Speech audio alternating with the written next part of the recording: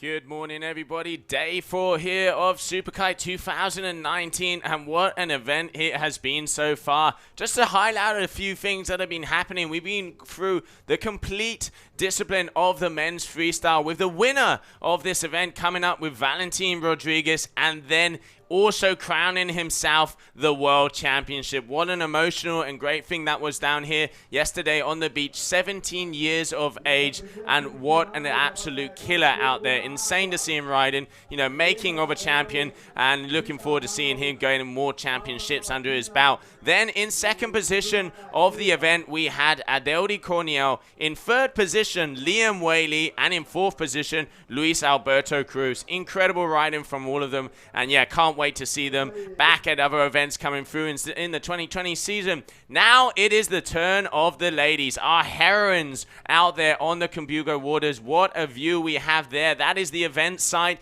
That is what we are looking at. You can see little kickers rolling in on the inside, nice flat sections in between them. The tide is semi kind of right at the moment, so it's not all washing machine loosey-goosey as we see as it goes further forward through the day. So we're going to be starting up with heat number 7 of the ladies. We will have Therese Tabel, Rita Arnaus, Paula Nowotna, and Bruna Kajir out on the water, and we are going into sequence in just under 2 minutes.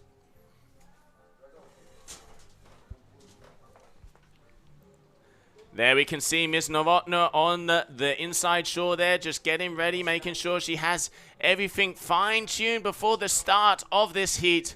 Paula Novotna, the winner from the Fuerteventura leg, a veteran from the Czech Republic. Very, very talented and very, very consistent rider. She is going to be jumping third. First jump is going to be for Therese Tabel, the Cabrina rider from Denmark with the Red Bull.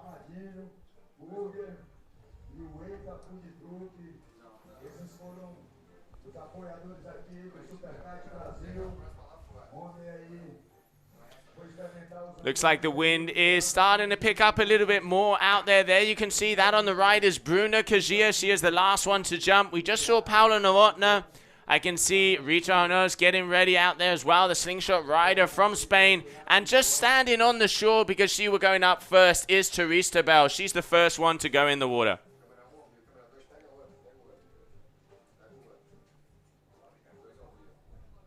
There you can see Rita Arnaus out there. She is second to jump.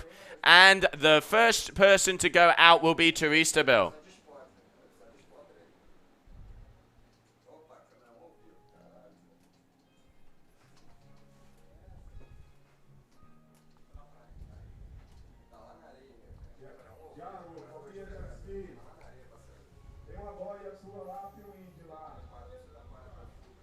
Conditions look favorable out there. It does look, and there I can see the lines of Therese Tabel there just behind the crowd.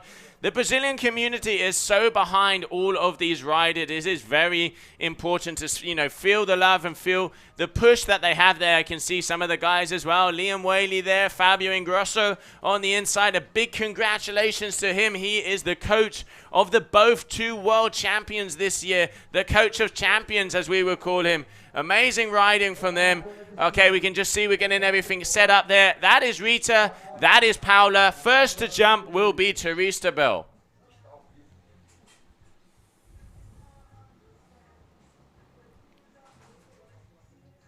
So as we mentioned, Michaeli Sol has the World Championship wrapped up. What a talented young lady here, the Brazilian. Really good to see her taking on multiple disciplines as well. And there we have also another absolute killer out there, which is Rita and Paula.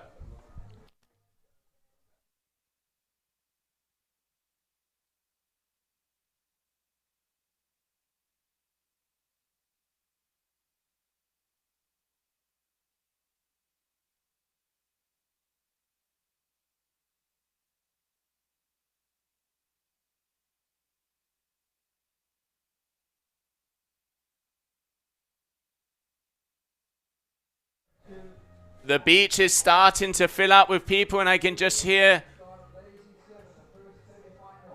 Okay, so 2 minutes to the start of heat number 1. First up, Teresa Tabell, Cabrina Orange Kite. Second up, Rita Arnaus, Slingshot Multicolored Kite.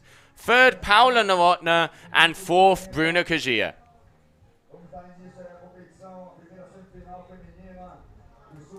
There we can see Paula on the inside, just tuning everything, making sure she has all the stuff ready to go into this heat. This is semi-final number 1.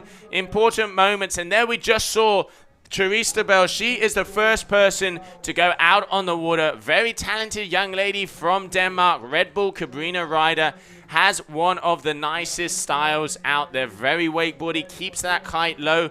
Consistency-wise depends on the event, but when she is landing all of her moves, she is a force to be reckoned with. Was talking to her over the last couple of days. She's feeling very good, very positive, and she definitely has a face of determination and concentration there. Let's see how she does in this first event.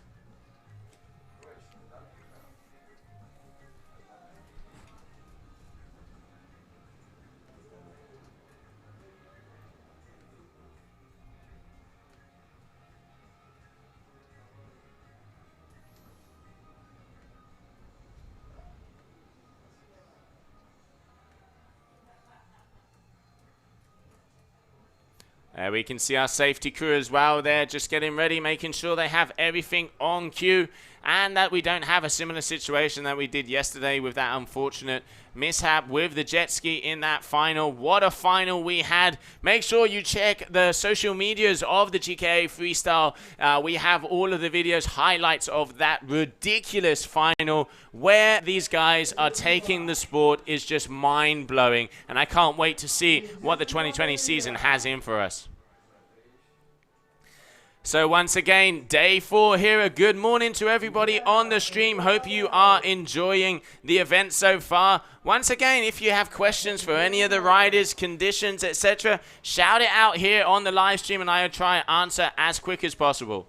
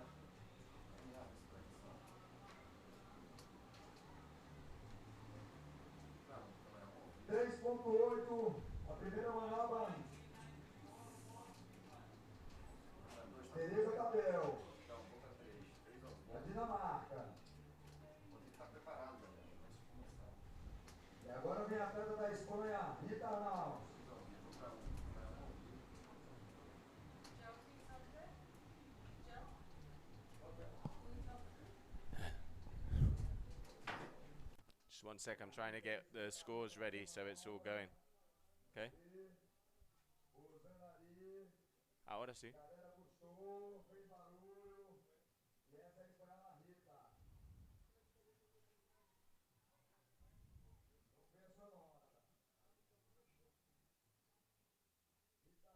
Gemma, they haven't started it, right? From what they said, Olaf said there was a 2-minute count on here. Again. Yeah, we've started. Okay, so welcome back, everybody. So it does look like we are off with a start here. Paula Novotna is first. She is going to be coming up with another trick. So Paula Novotna, here we have her right foot forward. Already a couple of good scores on the board. We've got a 3.5 there from Therese and a 5.53 there from Rita Arnaud. Very, very good start off. Talk about opening up with a bang.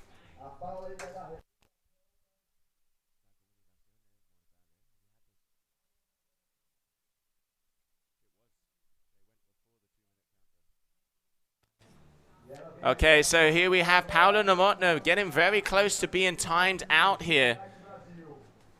She's obviously looking to try and find a bit of a kicker off of the inside section of this wave. We saw the guys yesterday really utilizing those kickers.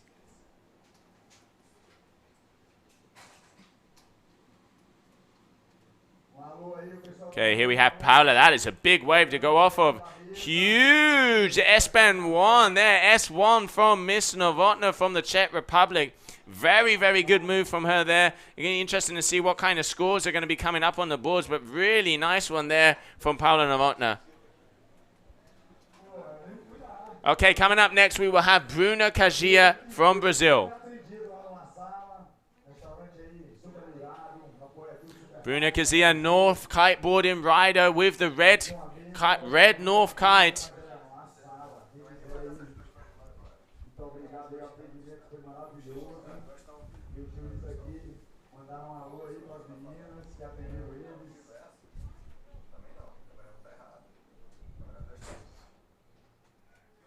So Bruna Cagia looks like she's going to be coming on the right-hand side of the competition area with a red North kiteboarding kite.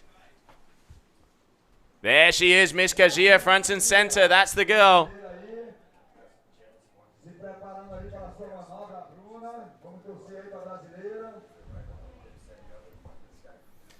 Okay, here we have this. Going for a very nice slim chance there for Bruna Cagia, just unfortunately not quite getting the landing.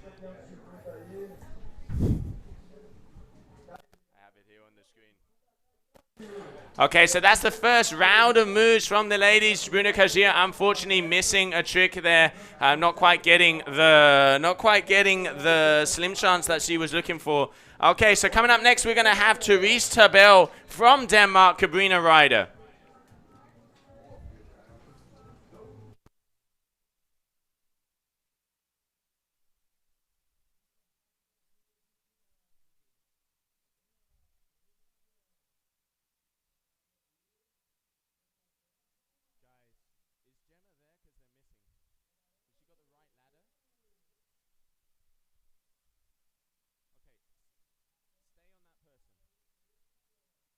We're trying to get that move from Teresa Bell right back at you. Unfortunately, missing that one. We apologize, having a little bit of a technical issue with the cameras at the moment. So next up, we will have Rita Arnaud.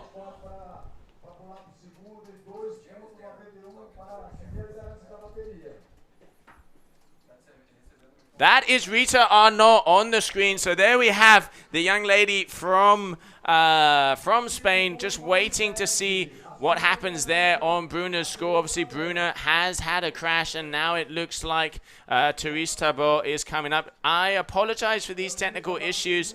Okay, yeah, just getting a heads up from a head judge here. It did look like there was an internet issue there. So we are back on track. The young Spaniard, Rita Arnaud, under the brand of Slingshot Kiteboarding. What has she got for us? Right foot forward, big extension, huge backside 3-1-3 there from Rita. Really like how she scorpions out, really tweaks it, makes a difference. That is going to definitely make a difference on the scores.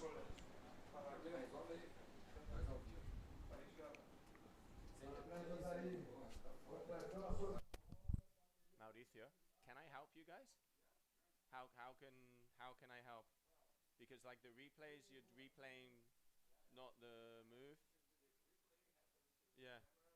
Do you will it help you if I give you my piece of paper that has the order of the people? Has Gemma given you one?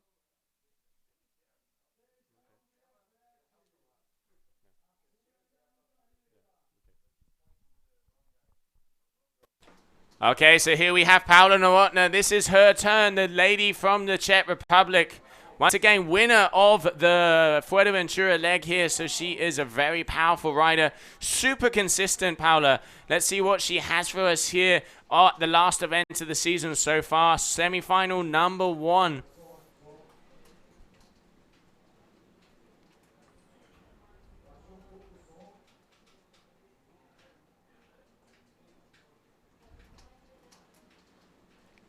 Rita getting a huge score for that black side, 3-1-3, 6.67. She is going to be happy with that. Currently taking the lead. Paula Novotna is going to need a 5.51 if she wants to overtake Rita for that first position. Really liking the kickers here, Miss Novotna. eyeing up. Oh, there comes a big one. She is going to use that one. There you go. A different of height. Very good blind. Backside 3-1-3 there also from Paula Novotná. Not as much extension as Rita, but it was a cleaner rotation and a landing there. Going to be interesting to see what the judges are going to be scoring that one. I'm going to say it's going to be slightly better than Rita's. Close, but slightly better. There you go, marking the difference in between the judges there. Yeah, really good. You can just see 0.3 of a point, just slightly, as we said, not as much extension on the Rayleigh, but it was a little bit more fluid than Rita's. Both of them very good moves, but this is a semi-final in the World Championship, so every point counts, meaning that Paula is going to be going back into first position. Up next, we have Bruna Kajia, who is looking to try and get her first trick in the bag. Looking at a very nice kicker there coming towards her. Here we have Bruna trying to find the perfect spot. Okay, unfortunately not being able to get the edge that she wanted to on that one. So that's going to be just a 0.5 or something there for Bruna, not the attempt that she wanted. Still, you know, the name of the game, it is 7 trick attempts here at the Super Kite 2019. Top 4 scores are the ones that count. So they have 7 chances to do their top 4 scores. So only 2 attempts in the bag. Bruna still has 5 trick attempts to be able to get that perfect score. You know, former world champion, one of the most experienced riders out there. I'm sure she can do a lot better now in the next moves to come. Here we can see the Danish lady, Therese Tabel, coming in like a freight train towards us. Currently in 3rd position, would need a 391 for first and a 244 for 2nd position. Therese Tabel in front of us here of the judge tower.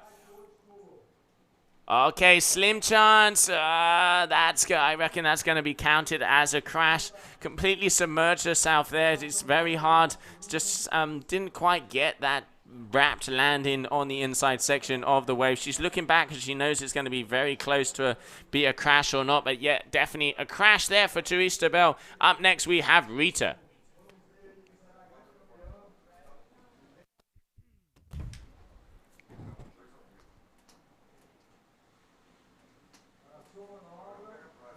Okay, Rita now coming at us front and center.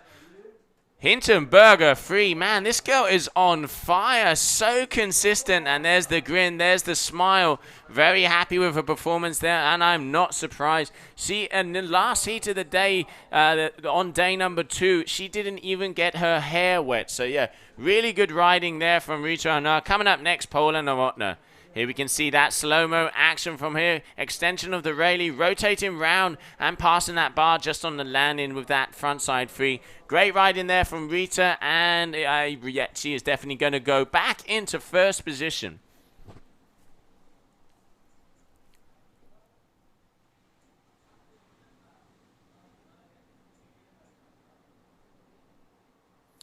Okay, just waiting for those numbers to be dropped. Just a reminder, all on the competition site, we have a huge screen that informs everybody exactly what is happening, what they need, what tricks they've done, what scores they have, and how far they lose and win by. All this information is super crucial for the girls out there. So at the moment, we have, 6.1 there for that Hinterberger free from Rita. And now we have Paula Novotná for her 3rd trick attempt. Already 2 in the bag. She has a 13.67, so she's got to have a 4.64 if she wants to overtake Rita once again. They are trading 1st and 2nd position here at the Super Kite 2019.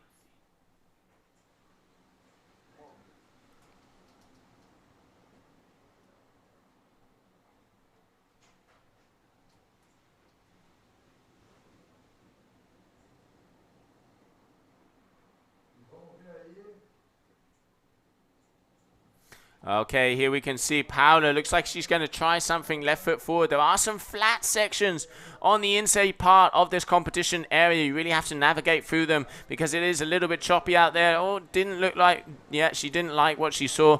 I can see her just utilizing the click bar there, just powering herself up, trying to get a little bit more speed. Okay, 25 seconds left on the count for her. I reckon she's going to have to pull another maneuver right foot forward if she wants to get this trick in the bag.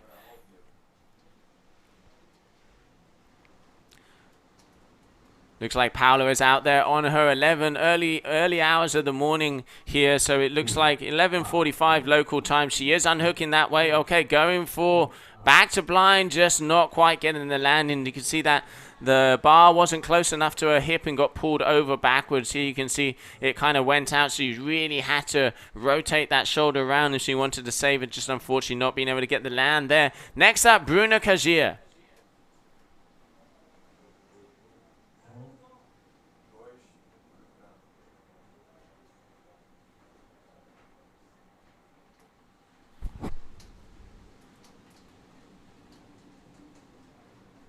You can see a lot of support on the screen here for Bruna, former world champion, one of the favorites here for this event, especially being in her home country. Very talented rider up here, left foot forward, coming towards the judges.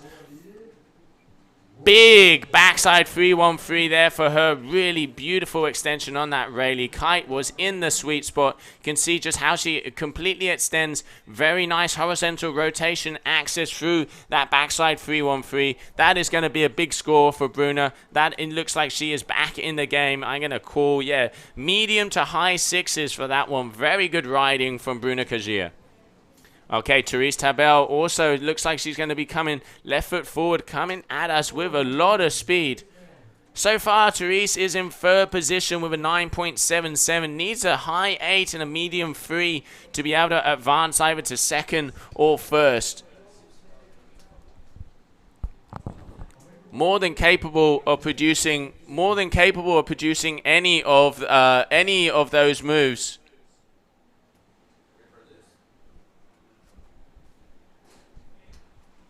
Okay, Therese Tabel looking at, she was looking to try and go for that slim chance, but just didn't get the height off of the pop. Can see her out there. She is, looks like she's on her 11 meter. You can just see not being able to get the height and to be able to then go through. Not too happy about that one. Still, she has two good scores on the board. She's going to want to try and start to step it up now because it is fourth trick attempt. So she only has 2 more trick attempts to be able to try and get in that first and second position to go through to the finals. This lady here, Rita Arnaud, very powerful rider and consistent at this event, really marking the difference. She is not missing a trick. Slim chance there for Rita, landing with a good amount of speed. Kite was a bit high. It looked like it looped over just at the end of that one. There'll be a little deduction there. Still, another number on the board. Really good control there from her being able to save that one. So another landed maneuver there for Rita Arnaud. That was a slim chance.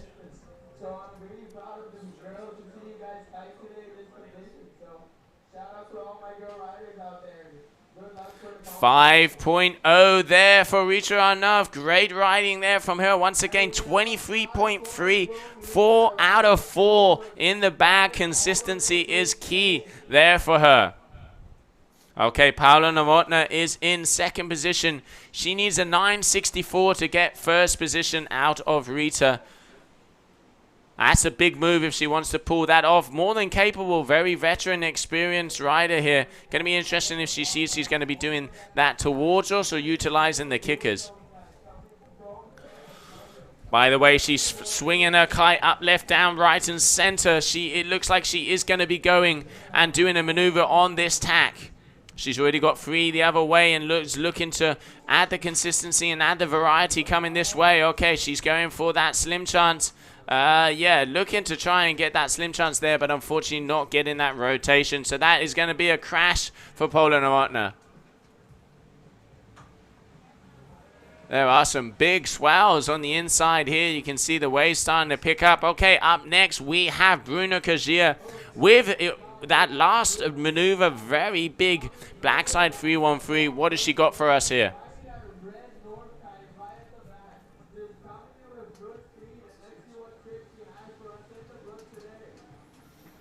Okay, Bruna ready to unhook.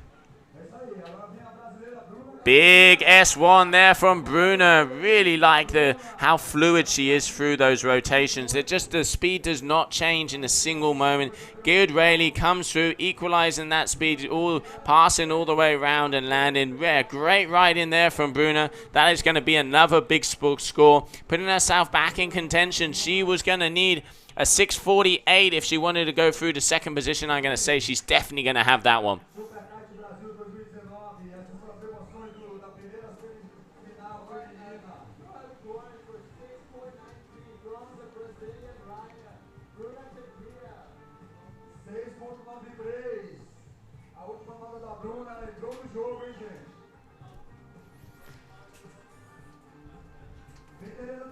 Okay, Teresa Bell also coming in. I reckon she's going to try and get that slim chance that she missed. She needs very close at the top here for that second position fight. She needs a 3.6 if she wants to overtake Bruna, who just gained that second position.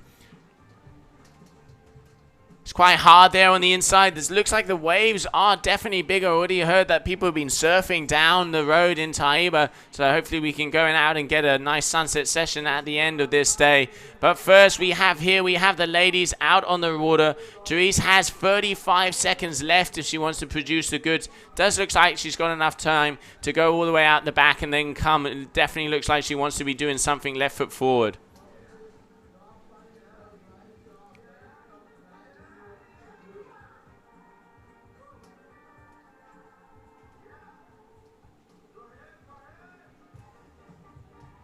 Can hear the music starting to pump up here at the competition area. Getting this party started. This is the women's competition of the Super Kite 2019. Big front rotation from Therese. Just unfortunately getting bounced out there on that landing. So that's going to be a crash for her. She is still in the cards, but she has put herself in a little bit more difficult. She did get the board round, but yeah, you can see just landed on that bit of chop and bounced out, unfortunately. Next up, we have Rita, who is yet to miss a move. She got a complete clean heat, the last one she did, and is aiming to do that here now. I reckon she's going to be going for that back to blind here off of the kickers. No? Okay. S1 from Rita. Very consistent in this Super Kite 2019, the young Spaniard. Very, very powerful rider under, also riding for Wind Voyager and Oisho Sport. Definitely looks, she's been doing a lot of training on and off the water, different nutritional things, mixing it up, a lot of yoga, and whatever she's doing definitely looks like it's working for her, because she has yet another 6.0 something average on that score. Looks like a 6.13 is coming up for that S1. So she is seriously in the lead at the moment, is going to improve over that 5.0 from that last slim chance. So great riding here from Rita Arnas.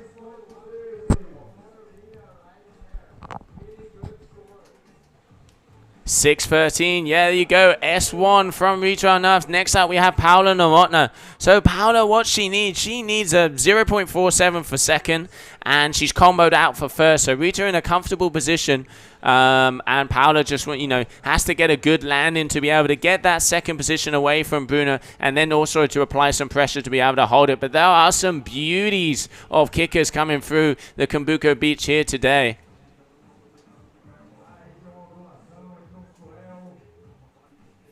Okay, Paolo in front of that wave, looking for the flat section in between the both.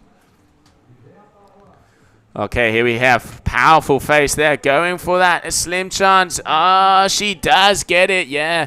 Not a lot of speed on the exit. She is going to get point deductions for that one, but really, really good to hold that together. You can see going completely around, wrapping, looking, spotting a landing, coming down, landing with force, able to hold it together on that one. Yeah, good work there from Paula Novotna.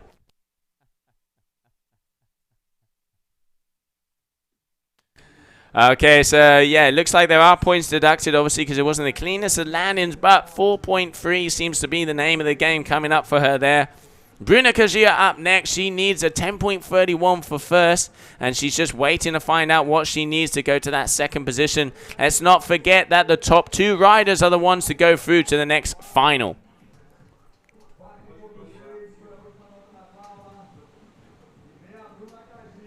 Okay, Bruna needs a 385 to go to second position. Oh, coming off of a big kicker there.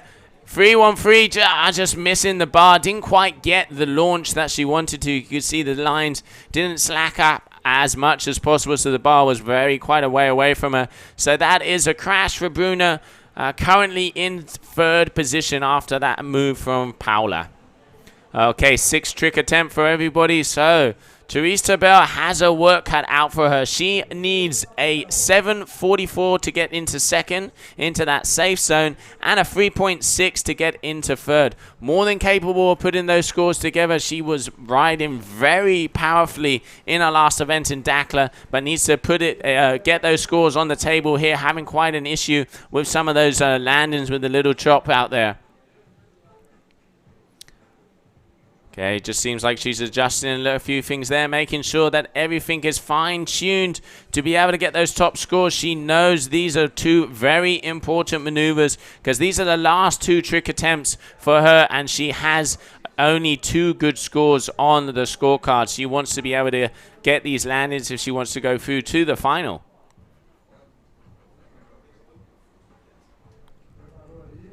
Therese going for S-Benter blind, keeping it safe.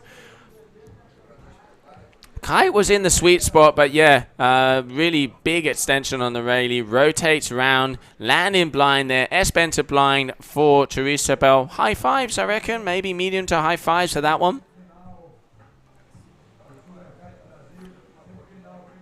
Just going to wait. It did have a good, maybe even 6-ish.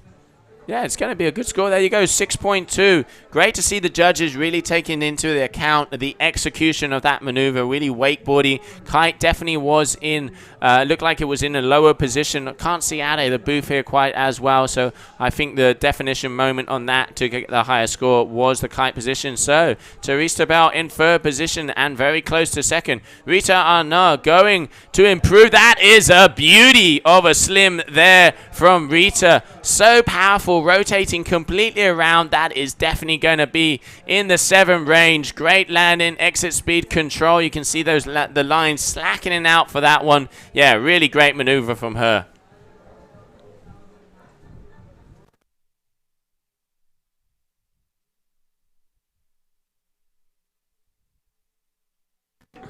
Okay, next up we have Paula Novotna. So Paula, let's see what she needs. She needs an 8.44 to go first over Rita, and just waiting to see what she would need for that second position.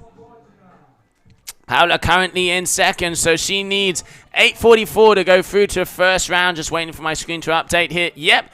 8.44 is the name of the game if she wants to improve. Currently in that safe place, but she wants to get a good score here to apply pressure to the girls underneath her.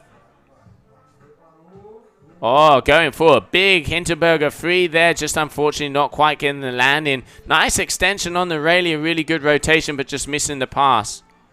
You can see the bar's a little bit too far away from her there and not being able to get that rotation round. So that's a crash for the lady from Czech Republic. Next up, we have Bruna Kajia. Oh, coming out straight on the buzzer. Going for a big slim chance there. Little bit caught up on the landing, but very fluid and very powerful. So yeah, Bruna Kajia landing another good move. She needed a 3.85 for second, and she's combo for first. I reckon she's going to be out of that combo situation after that maneuver. And yeah, second position, Paula Novotna is in trouble because Bruna is going to overtake her there. So it looks like Rita is comfortably in the lead, but the fight for second position so far is right on here in semi-final number 1 of the ladies. Okay, let's do some numbers. So Therese needs a 5.64 for second, and she's still comboed for first. So Rita is safe on this trick attempt because Therese cannot overtake her. So Therese is going to want to try and do a big move to apply pressure to make sure to see if she can get into that second position, meaning she would make it through to the final. Determined moments here for the young lady from Denmark. Come on, a little bit of Viking power here at the Superkite 2019. She's amped, she's pushing. Okay, I reckon she's going to be trying to go for that slim chance she's been trying to land for the first moments. Okay. Good Rayleigh there. Can she get it? She does. Solid move there from Teresa Bell. That's probably as best as she could do to be able to try and stay in that second position. That is definitely going to be bigger than a 5.64. I reckon she is going to go through to second. You're looking, yeah, must be at least a 7. Very stylish, good rotation. Nice speed throughout, whipping that hip around. Yeah, great. That is what she wanted. That is what she's got. And a 7.0. Really good there from Teresa Bell. Okay, so Rita is in the win so far. And she just wants to maybe try and improve on that 6.1. So she is comfortably in the lead. But if she wants to make sure that she takes the win in this heat, she's going to want to improve on that 6.1 from that Hinterberger frontside free. I'm going to call her back to blind. Don't see that on the scorecards from her. She has that one very consistently. Okay, no, going for the S3 heart attack. Really good, Rita. Wow, 2 heats, 7 of 7. This girl means business. That is picture perfect there for a heart attack from Rita Arnauz. That is definitely going to be an 8-point maneuver. Great riding from the young Spaniard. She is going to put in one hell of a score.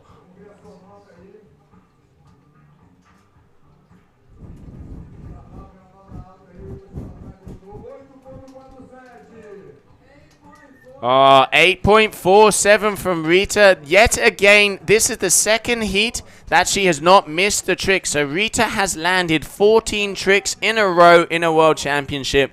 Consistency is key, and what great riding from this young lady. Espectacular, Está on fire, Sobre todo los close-up moments. Muy bien. Tienes que ver los slow-mos de estos.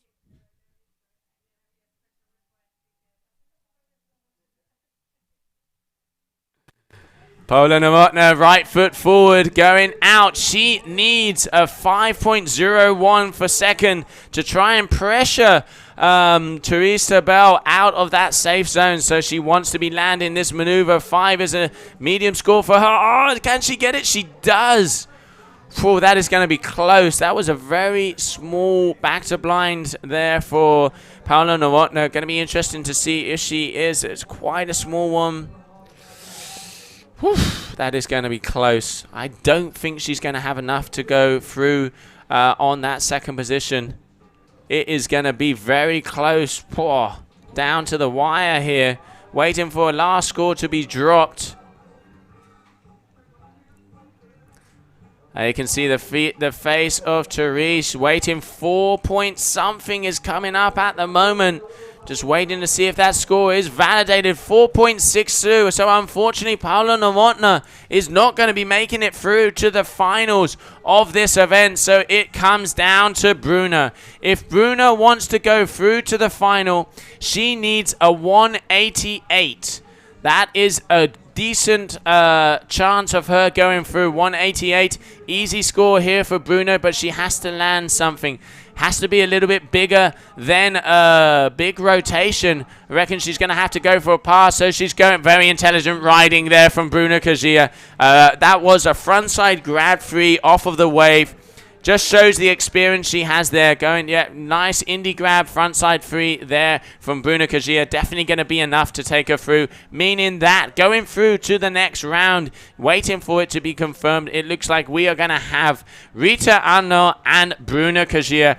Great riding from all of them. Teresa Bell almost going through to the final, just missing out on the final seconds of that heat. Congratulations to her, great riding, and also Paula Novotná, very impressive riding throughout the whole competition. Just unfortunately here had 3 crashes, so not being able to make it through. So our first 2 finalists is Bruna Kajia and they just took it off of my screen. Excuse me, Bruna Kajia and Rita Arnauz.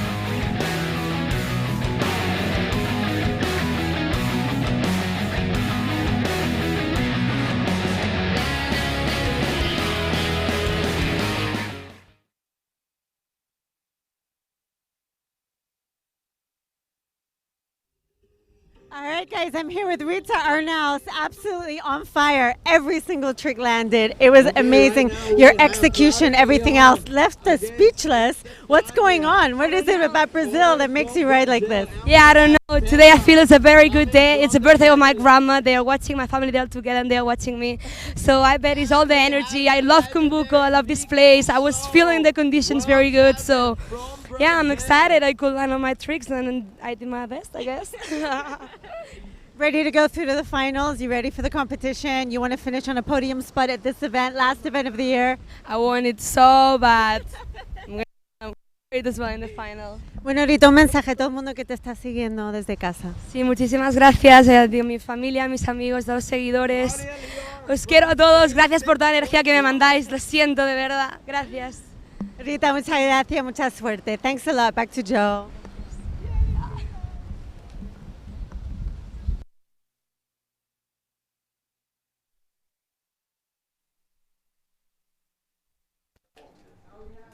Okay, yeah, great to see Rita there. Consistency is key. Absolutely killing it out there. Also, big shout out to everybody on the stream. I can see Mr. Sam Light also cheering on. Here's Slingshot Team Rider. Great to see you on the stream here. Sam, hope you've been enjoying the competition so far. At the moment, we just had the Brazilian Rosa, very, very talented rider. Estefania came fourth last year. She's on the left-hand side of the competition area, going out, just trying to get her on screen here.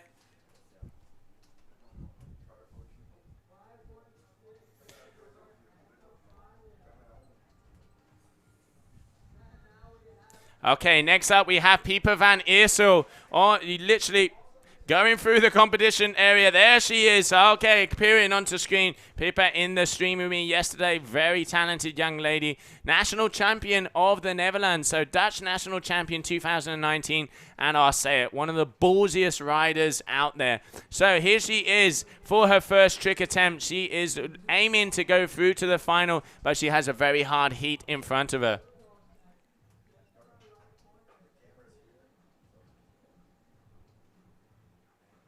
Okay, Pippa van Eersel, she has 38 seconds left.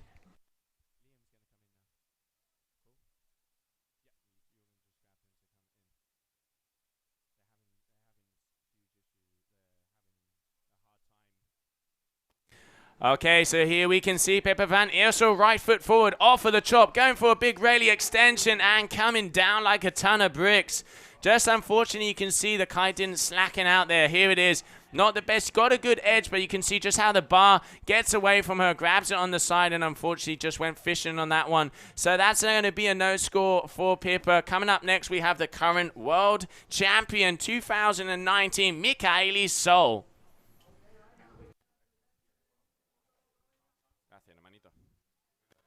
Okay, Mika starting off with a nice slim chance, getting caught up on the landing, but still great to see her starting off the heat with a good move.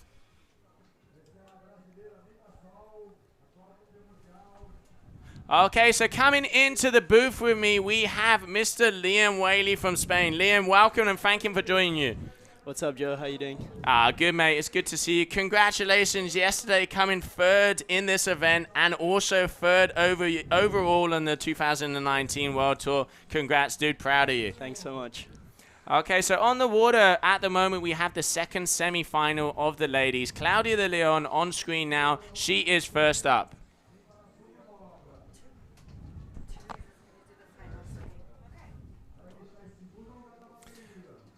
So, Liam, tell me a little bit about the girls. You've been here for a few weeks now. They're really pushing the level forward, eh? Yeah, for sure. I've actually been sharing a room with Rita and Therese, so I've been... Poor you. Yeah. Poor you. I've been getting a closer look what they've been up to and how they train and stuff, and it's kind of interesting. I never used to focus that much on what the girls were doing because I was too busy doing my thing. But now I got a little bit of insight on it, and they actually train really hard. They're super motivated, very passionate, and they're actually pushing it now. Conditions are really challenging at the moment. It's really high tide. The wind is light. So, yeah, they're performing well.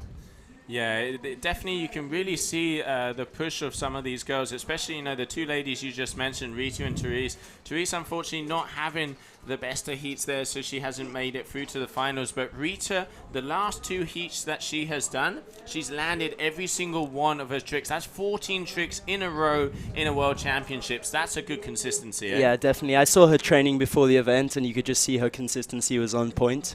And I don't know if she's got that like extra explosivity in the last events.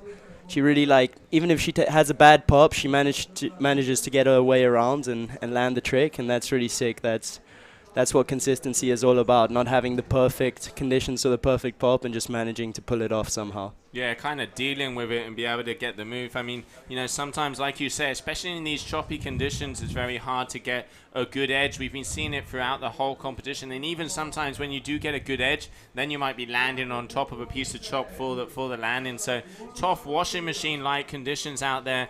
And so far, just waiting for a score to be dropped here from Estefania of that S1. But yeah, just S-bent to blind. But I think they're going to count it as a crash. Didn't seem to quite get the landing. So Pippa is the only girl that hasn't got a first trick in, as you can see. And she's probably one of the girls that's most likely to go, one of the favorites for this heat.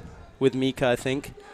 I think she's going to pull it together, as you just saw with that blinders 3. She's going to get a solid score for that. Yeah, she's definitely... One of the things I really like with Pippa, similar to what you're saying about Rita, is that explosivity. She, attention to detail and kind of does really come through.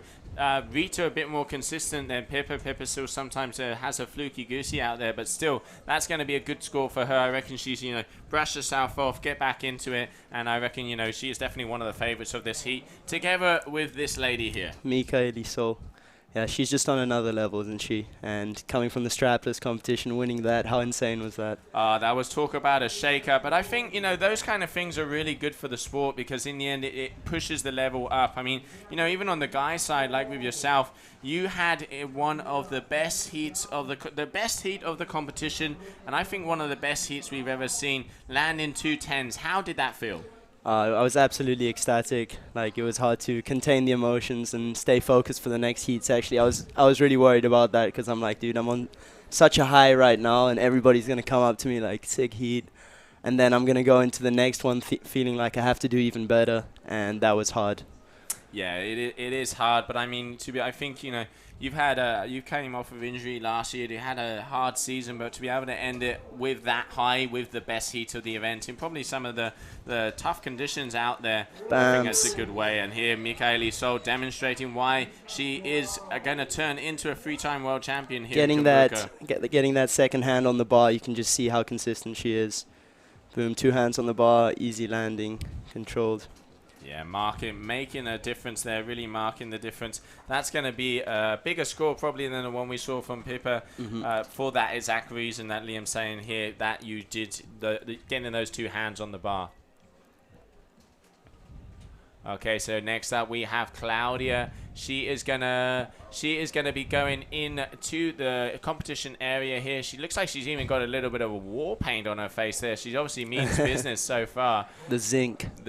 You definitely need it down here. Such a beautiful weather here in Ceará, in Cumbuco. Very strong sun. It is pretty much warm 24/7, and definitely this time of the year, it is the place to be. You can see all the world's best on and off the water. Very good vibe, and here at Douro Beach, one of our sponsors, great location, and then also you have the world-renowned Kauipi Lagoon down about 2 kilometers down the way, and you have perfection itself. Nah, Kauipi is horrible. No one should come and train there. Stay at home, guys. That's what we say about Tarifa. Claudia with a nice S-mob, claiming it there. She'll be happy with that one. Yeah, she was having really having trouble with that the other day. Tried it 3 times in a row and didn't get it. So she's going to be happy with that score. Yeah, it looks like a medium 6 is coming out on the board, just waiting to see some other judges. How it works is 5 judges to put a number in, the top and the bottom score get taken away, and then it's the average of the medium 3. So 7.0 there for Claudia. Great score. And that's her in first at the moment. Who's closest in second at the moment? So you got Mika, who needs a 375 to go into first. Okay. But she does have 1 trick left, so she's in a good position now. The conditions are challenging, so the risk of not landing a trick is quite high. landing on a little bit of a chop, having a front edge, not getting that pop right because the wind is light.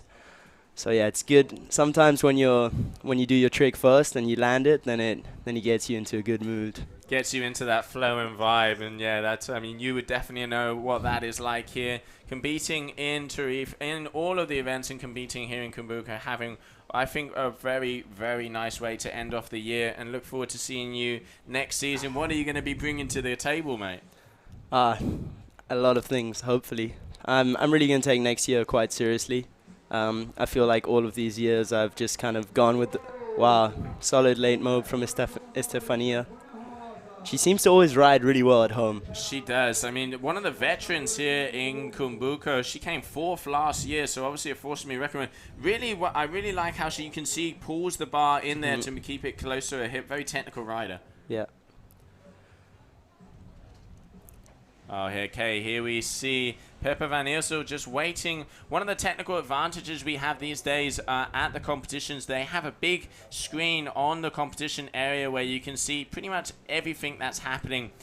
Different feels about those having sometimes maybe a bit too much information, puts you off, can put you in. I think you need to know how to utilize it at the right moment. Exactly. You have to know when it's the right time to look at the screen, when it's the right time to come to the beach and get some advice from your coach or from your friends or whatever. Sometimes if you're in a good rhythm, you just want to stay out there and not even look at anything because you kind of know that you're doing well and the best you can do. So there's no point of getting additional information. Goes Pippa. Pippa? Oh! She gets angry at me because I call her Pippa. Yeah, but yeah. It's Pippa. I had her in the booth yesterday. She gave me a slap when I did that. So obviously now I learned not to do it. But yeah, really great to have her here involved in the event. Just a smile. She is such such a talented athlete on and off the water, and she is going to be a champion herself. Just unfortunately getting caught up on that landing. Judges are very criticizing these kind of butt checks. You know, if you do fully submerge or the board comes off of the water, it is going to be counted as a crash. But I think, you know, in the end that is good because Definitely. It marks the difference. And boom. Talk about a good landing there for Mickey Ali Sol with that heart attack. Yeah, solid. So Pippa has 2 crashes now. Only 1 trick landed and 4 attempts left. She's really put in a tough position. So she has to land 3 of those 4 attempts. I've seen her do sick KGBs and really good heart attacks in Taiba.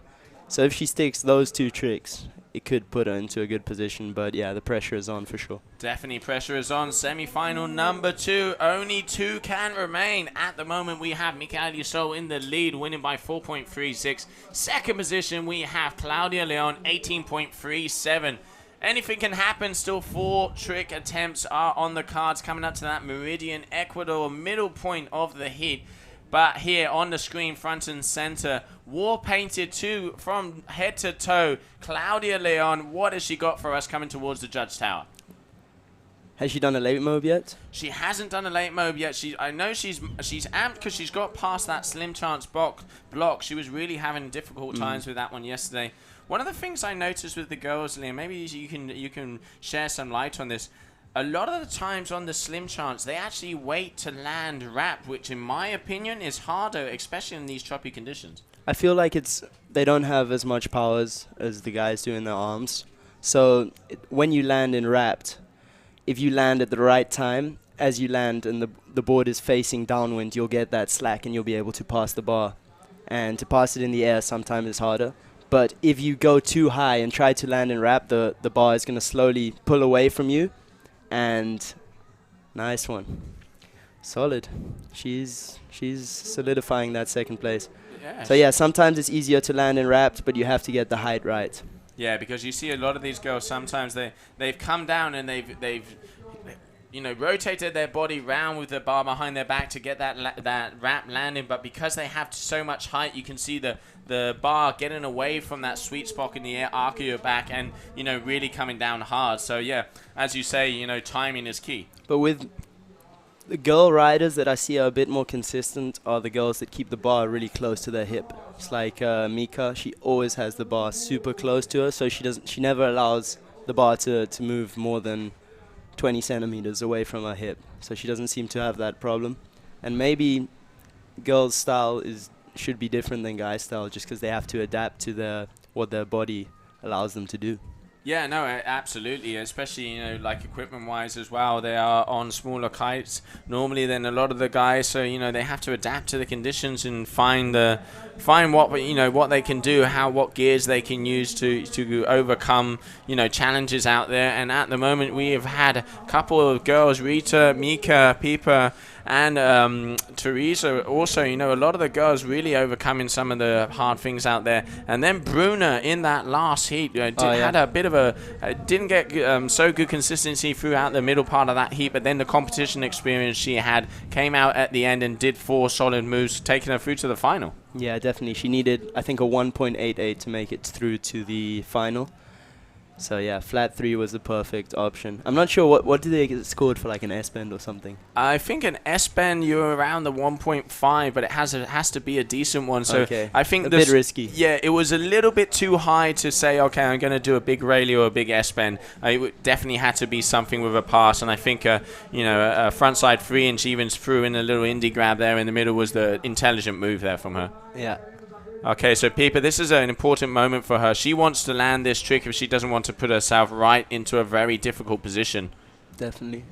She can afford one more crash theoretically, but it's not going to do her any favors. Oh, good. At least she got that second trick in. So rayleigh to wrap or 3-1-3, depending on how you want to call it. No extension on the rayleigh. She's just going to get a huge deduction for that one, not showing the tweak that they want. Did get the full 360 frontside rotation, landed wrap, but yeah. I reckon high 3, maybe medium 3. 3.8. 3.8. Yeah, I think that's fine. That is fair. Deduction for, as we said, for non-extension, and then obviously not passing the bar in the air. But she's kind of at least got another score on her card. So at the moment, she is she going to be comboed out? Yeah, she's still comboed for second and first, so she has quite a big amount of work to do. Yeah, yeah.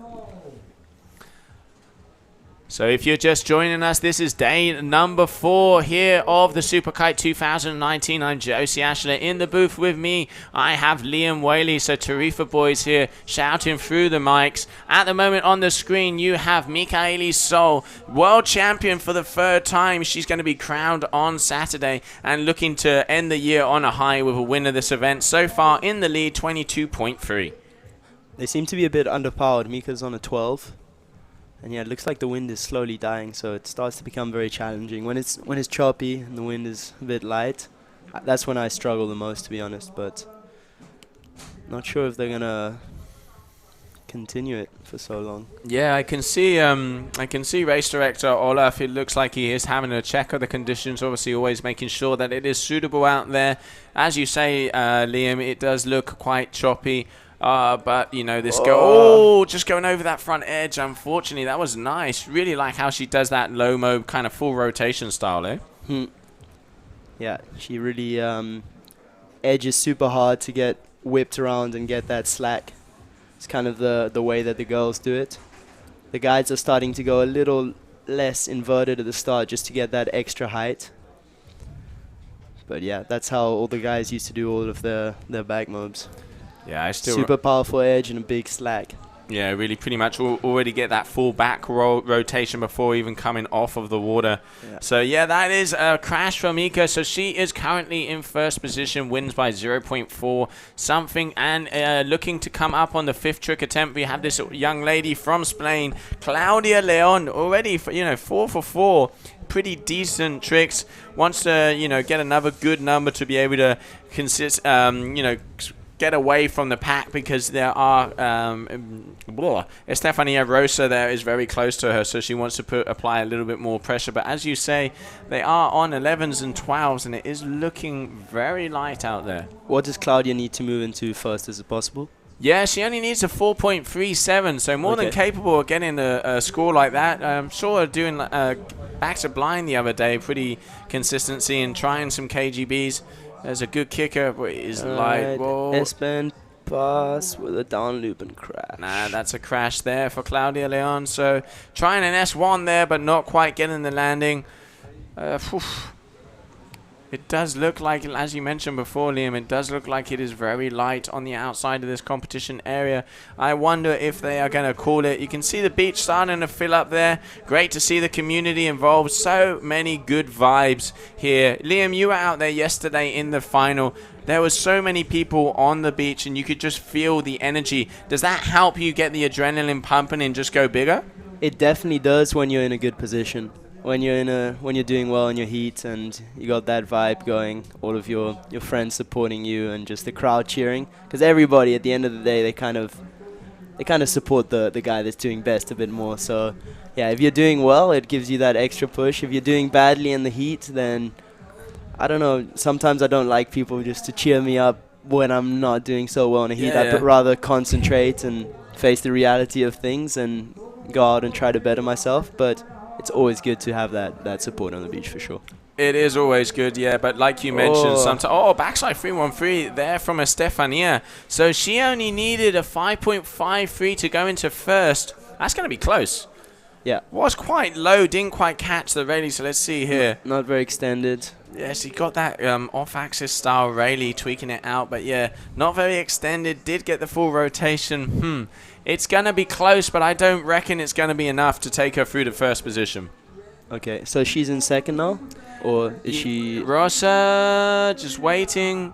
Okay, so it has. They just... okay, very close. So she wins by 0.06 of a point. First. She is in first position. Wow. Second position, Mika. So Claudia has to up her game now. Okay, Pippa, this is the time to shine.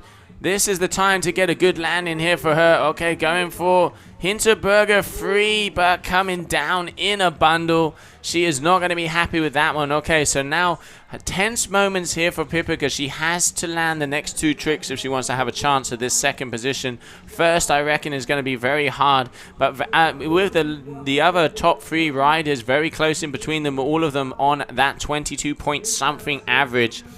But Mikaeli So, she is one trick down, so she still has to get this trick and she can improve that score yet again. Right foot forward, off of the kick, going for a mob. Oh, that was a hard face slap right there. I reckon she's woken up by now. Face plant, good morning. But, I mean, come on, Liam. You know, to be able to do a face plant like that in these warm waters is not as bad as when you do it in a cold location, eh? Definitely not. It's not like Cape Town, where you just do not want to touch the water on any part of your body that's not covered by the wetsuit.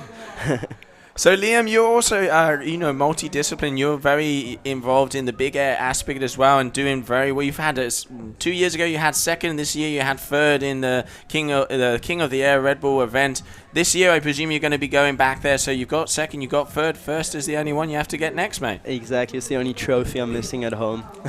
I got the 2 chains. I want that big Cape Town head. Yeah. But yeah, I'm gonna take it more seriously this year. Take a little more time to. It's always harder combining freestyle with big air because the other guys are pretty much doing big air throughout the whole year, and I have to be super focused on freestyle, and only get a couple months to get into the big air scene. But yeah, this year I'm gonna go up north now and train a little bit of big air, and then hopefully get to Cape Town as soon as possible. It makes sense. Like you say, I mean, doing all disciplines means you have to concentrate solidly on the freestyle side, and then you have a couple months to be able to go out there. So at the moment, we have Claudia Leon. So on the screen, we have Pippa. We're looking for Claudia.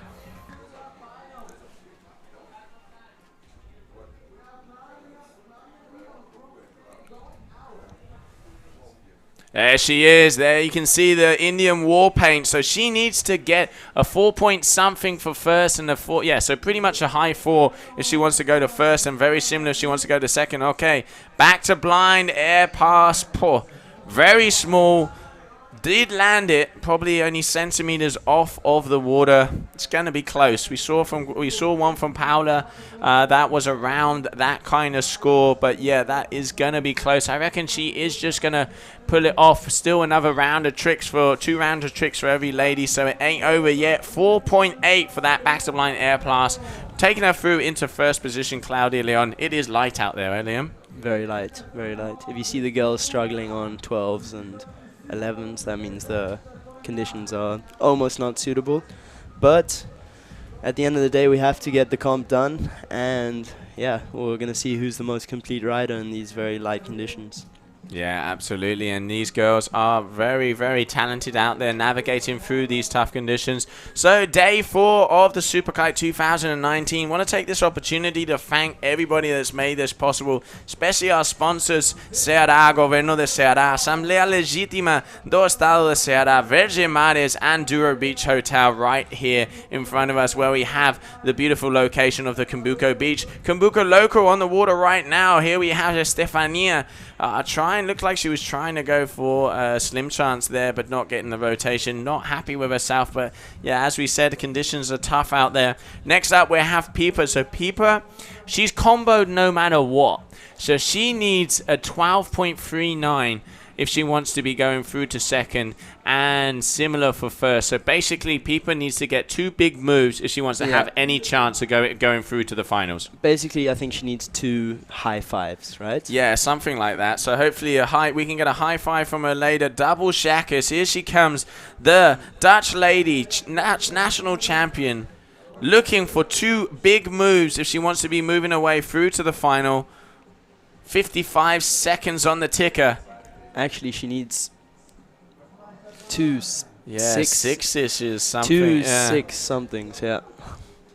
That's going to be really hard in these conditions. That's not an easy thing to do. I mean, what has she already got on the cards here? She's got a backside 3, and she's got a Rayleigh to wrap. So, yeah, I'm presuming slim chance this way, and then maybe Hinterberger 3 could be 2 good options to be able to get those kind of scores. Yeah. I mean, I think that heart attack and the...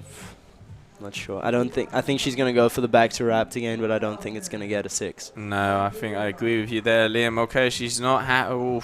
Face of frustration here from the young lady from the Netherlands, Pippa van Issel. We're saying to the guys and girls on the stream before, Liam, she has got to be one of the ballsiest lady riders out there. She loves it when it's strong wind, but when it's light, she's not too happy about it. But, you know, what we're looking for here at the GKA Kite World Tour is the most complete rider. You have to be able to pull it off in all the different kind of conditions, and that is what's going to give you that world champion tour. I mean, you know, you yourself, you've been a world champion before, coming 3rd overall this year at this final event and at the final overall year standings. I know what the goal is for next year. It's the world championship one more time, mate? That's for sure. Okay, Pippa on the inside. It is very hard out there. Going for... Okay, no, she is not stoked with that one. Yeah, she's going to be upset about the wind too. She is going to be upset about the wind. Very light out there. Waiting to see. I mean, I know... Okay, I can hear something over the mic. Robbie James is down there, the Stoke Master himself, and it looks like something is going up. Will they be calling it at the moment? Conditions are very tough out there.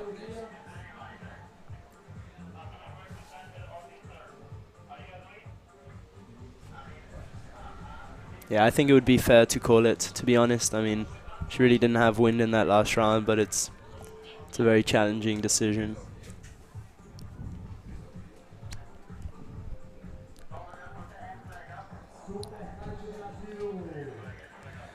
Okay, there we can see just the locals there on the beach enjoying the sun. And then we have Mr. Robbie James himself. Okay, it does look like, if I'm not mistaken, just getting some info in that we are going to be going on standby due to the conditions. Waiting to see what's happening. Is it official? Is it not? Just trying to get some info in.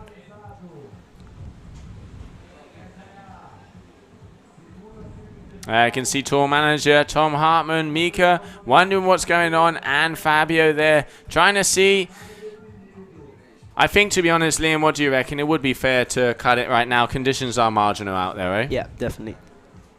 So what would happen? I presume we still have to wait to see if that would be. I presume they would not count that last round. And if I can see scores being deducted here, I think that's probably what's going to happen. So meaning that the girls... Only Pippa did a trick. Pippa did a trick. Yeah. So, yeah, they're definitely going to...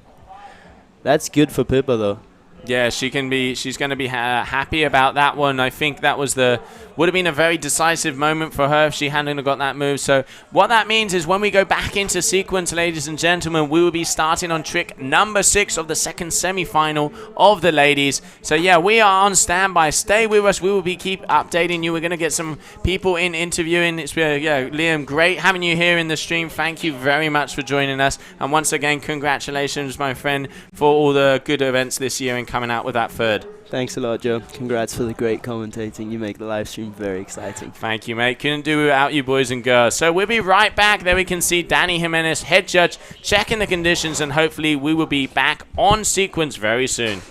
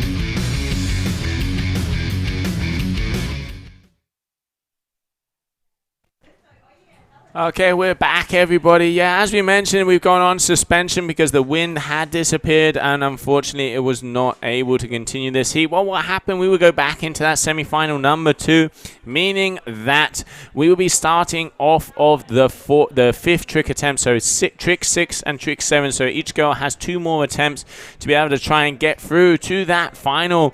Just looking at the stream here, I can see a couple of questions coming in there. As you can see, conditions are very light. It is choppy. As soon as it gets lighter here, the water does start getting even more choppier out there. So yeah, we can see good call here from the race director and the guys here at the competition.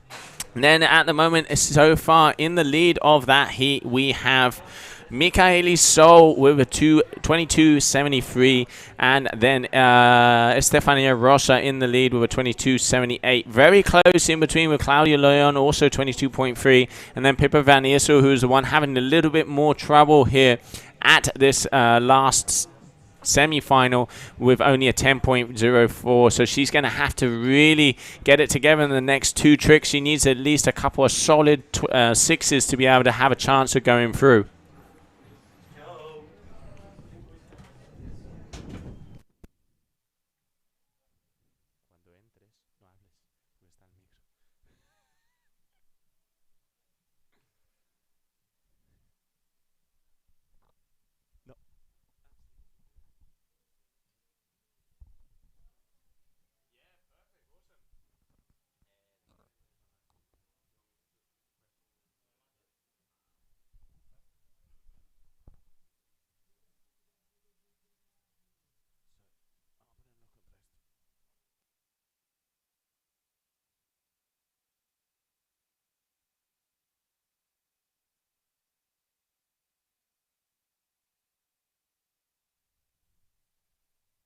Texting. Okay, so welcome back, everybody. Look at that beautiful view right there. That is the competition site we have here at the incredible location in front of the Dula Beach Hotel here at the beach of Cumbuco, northern state of Brazil, Ceará, the mecca of freestyle twin tip riding. With me in the studio, I have one of our judges, Havel. Havel, welcome. Hello, everyone. Wow, so Havel, it has been a very, very interesting event out there. There has been a lot of new maneuvers, a lot of new things going down. You know, tell us how, you know, you've been a judge for a very long time, being especially on the twin tip freestyle section of the sport. You know, it really, you guys are really paying attention to detail these days, eh? Yes, finally we had good conditions in Cumbuco. The last events where we didn't, we couldn't not finish with a result. But yes, wind was super good, and we are really paying attention to every detail in the tricks, especially in the execution and the kite position, speed in, speed out, amplitude. So basically, we are really focused in every detail. Yeah, you guys definitely, I can see, as you say, really just, you know, analyzing, cutting a move apart. So let's run through, you know, there's a lot of questions up on the stream coming up when we're seeing some of the harder maneuvers, you know, especially talking about the families. Run us through, you know, how those families work. Yeah, we choose the 4 families, and we have 7 attempts, and we select the 4 best tricks from different families. Okay, so each family, what that means is it's a different variation of the trick. Is it a progression, or is it a different way of spinning? What are those families? Yeah, every family is different, and I don't know how to explain you this. Okay. Well, basically, I'll try and help you out there. Correct me if I'm wrong. Okay. What that means is, for example, you have the backside 313 family, so they are rotating on a backside axis, and then you have the 313 family, which is they're rotating on a front rotation. Then I presume if you have the back roll rotation, so let's say KGB and Mobes, and then you have also the front one, Slims. We'll get a little bit more information on that coming up very soon, so we can really solidify on those points from him there. I'll get Danny Jimenez in here as well, so he can run us through those. So going back to individual moves, you know, it is a scale of 1 to 10, so there's 5 judges on the panel. The top score and the bottom score are taken out, and then the average is the average of the other 3 scores. Is that correct? It's that correct, yes. The highest and the lowest, they're getting out of the system, and the system picks up only the 3 in the middle, making an average. Okay, so for yourself, you know, obviously there is an aspect of subjectivity in the judging. You know that we have some average scores, but then every judge has a certain thing that they're looking for. What is your, you know, your little secret sauce? What is what you really look for in a move? Well, yeah, every judge has their own opinion, but we have to be more or less in the same line. Basically, there is a base score we work with. But we have to be very specific on making the difference in which trick is well executed and which is poor executed. So yeah, basically we pay attention. In my case, it's super important the speeding, then the proper stretch, you know, in the trick, and the amplitude as well, and the flow in the trick, and then how it lands and the speed out, and of course the kite position. Yeah, no, absolutely. I mean, I'm very privileged to actually be a judge of the freestyle side at some of the events that unfortunately we can't get the stream judged with you. And one of the things, you know, we always talk about is the stretch on the rally. Like taking, for example, Liam. Why did he get those 10s the other day? He pays attention to detail, really does stretch out. But then one of the things I look for personally is when they're passing the bar to really go on that horizontal axis. So you see the board as flat as possible. It just shows complete control. Yeah, exactly. The stretch in the rally is super important, and as well as you said, the rotation we see they are not using the kite for this. You know.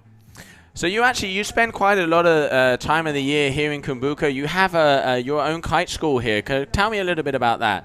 Yeah, well, it's been 10 years already since I came for the first time to Cumbuco, and I really fell in love with the conditions here, the people, and the weather. Of course, is beautiful. And so I set my kite school here, and now I have another one in Barcelona. So I'm a little bit in here and in Barcelona as well.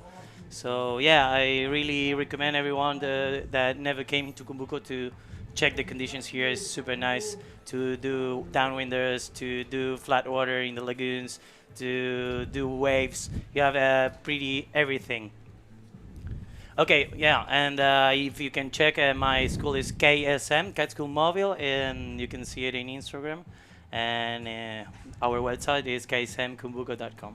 Well, there you go. If you want to have the info, if you want to get the inside out and, really be able to get those clinics and those kind of thing, one of our judges here, Javo, as he mentioned, has a great school here in Cumbuco and then down in La Barceloneta, right pretty much in the middle of the area. That's where he has his school, so make sure to check him out. So Javo, also, we've been mentioning throughout the stream over the last couple of days, Brazil, I mean, it comes to the mecca of the twin-tip freestyle. You got Cumbuco, you got Kawipi, champions like Michele Sol, champions like Carlos Mario. But one of the things we always see at this event are the young kids. There's also, I know Eric Anderson is involved in a youth thing with the young kids from Cumbuco, the Kiting Association, which I think is awesome because, we really do have to protect and give back to the future of our sport. Yes, this is a World Kitesurf Mecca, and as you said, young blood here, they are really talented. There is a lot of kids with a lot of talent. They don't have the tools to get into the kiteboarding. There is an association who is helping them to make competitions, to give them gear, and to make them train, and to, of course, they also make them to study in the school. Now it's like super mandatory to have good notes on the school to get into the system of being trying to get into the kiteboarding scene. But yeah, the level here is insane. Kids are killing it. So yeah, for sure we're gonna see a lot of young talents coming from here.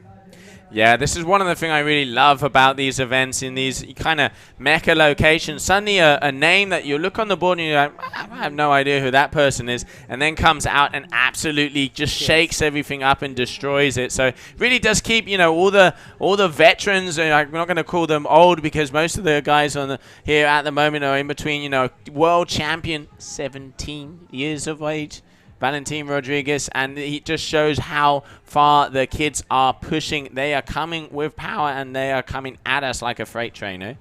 Oh yeah, every year the kids are killing it more and more, eh? We start to feel old, no, Joe? I started a while ago to feel old. I mean, yeah, but no, I think it's really nice to see, just to see how the younger generations are pushing up. Especially a lot of the brands, what they're looking for, and I think that, one of the things that has to be protected, and with a lot of these youth clinics, with a lot of, guys like Eric Anderson, one of the dogs on the tour, and really, teaching the kids or the younger guys that it is not just about spinning to win on the water. It is the whole package. It's the ambassadors, and a lot of the brands now are doing Grom Search. They're really utilizing it and giving back to the youngsters to be able to make them better kiters, but also better human beings. Yeah, that's true. That's true. It's really important to make also that part on the rider. It's not just going out in the water and kill it. There's a lot of things involved around.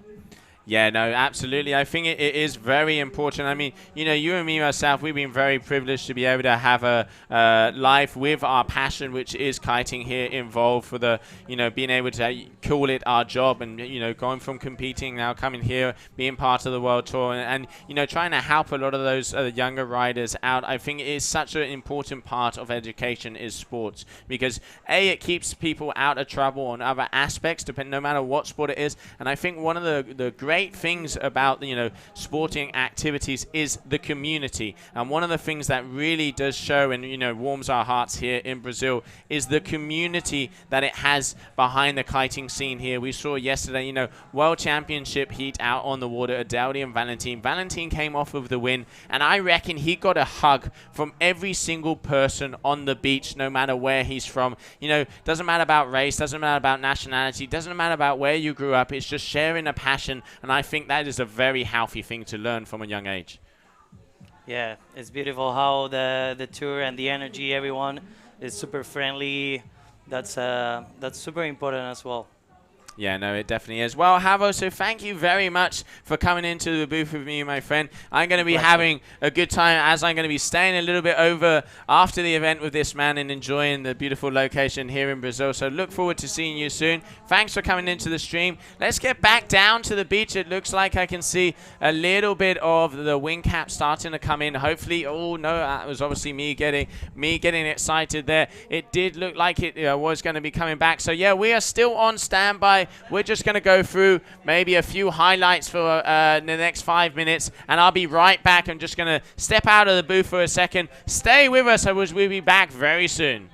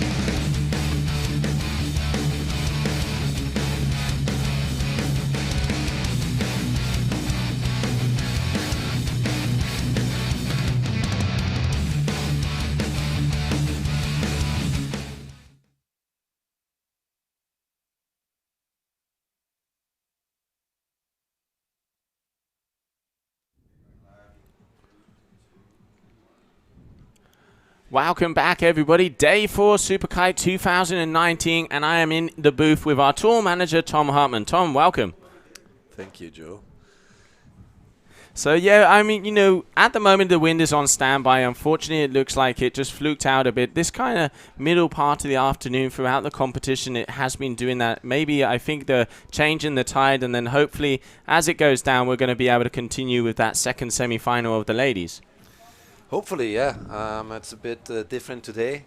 The wind's always fading out a bit in the afternoon. Today it started to fade out a bit early.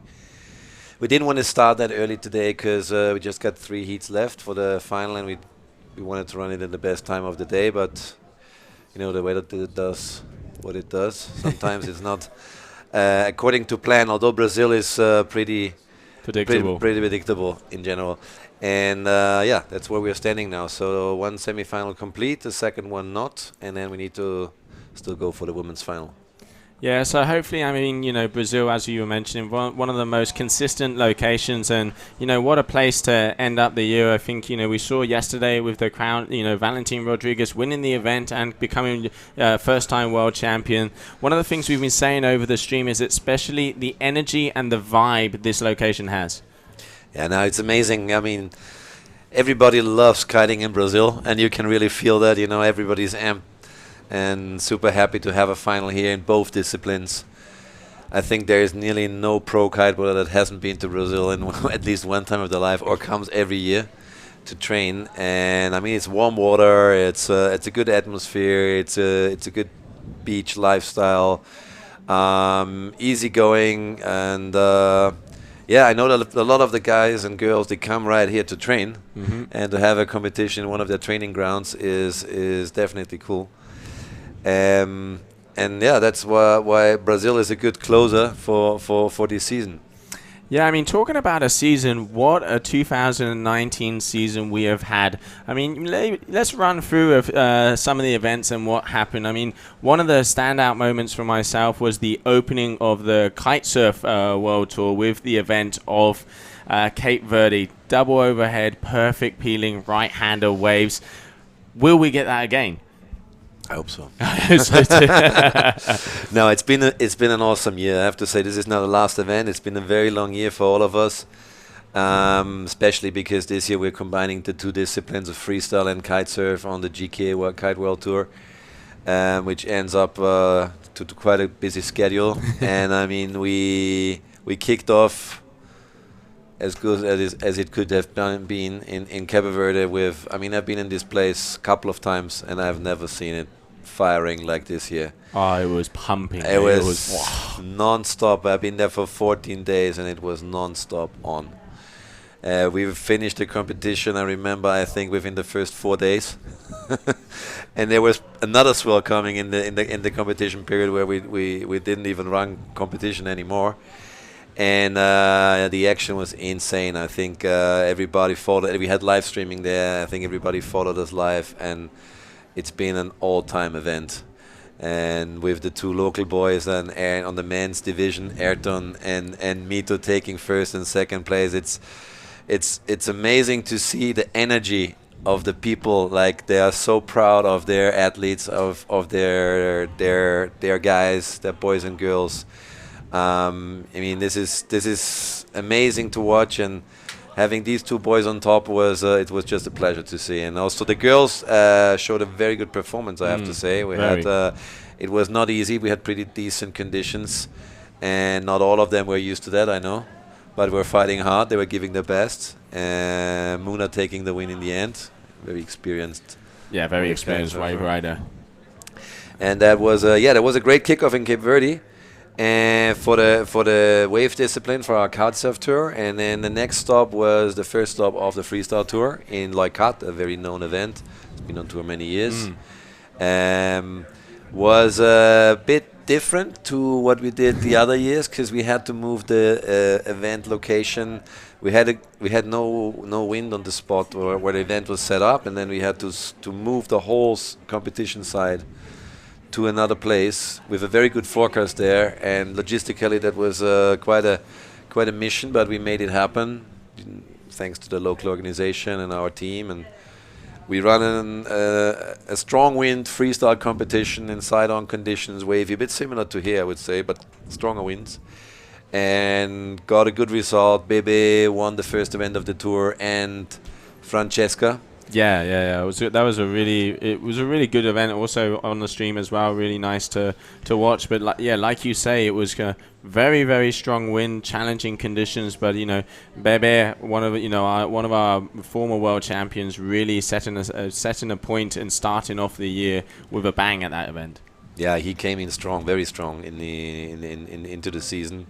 Also Francesca, she was really surprising on this event. She won it. Although I know she's not a fan of strong wind conditions, she practices a lot in lighter winds, and unfortunately she didn't keep on following the tour, because she could have done really well this year. And then after Leucart, we moved on to the next freestyle event in Gran Canaria. For the first time, we had a kiteboarding event in Gran Canaria, one of the most windy locations on this planet. Yeah, Vargas, really nice. It's very known for that. It was scheduled as a mixed open format with bigger elements that can be included. Unfortunately, we were not too lucky on the windy side. We didn't get the 40 knots that this place is known famous for.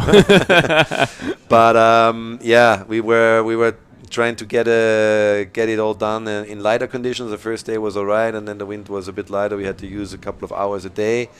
And we had Michaeli winning on the women's side, and on the men's we came down to a top 8 result. So we had 8 equal winners there because we couldn't finish the men's division. From there we went on to after Gran Canaria we went to Sylt for the second stop of the kitesurf tour.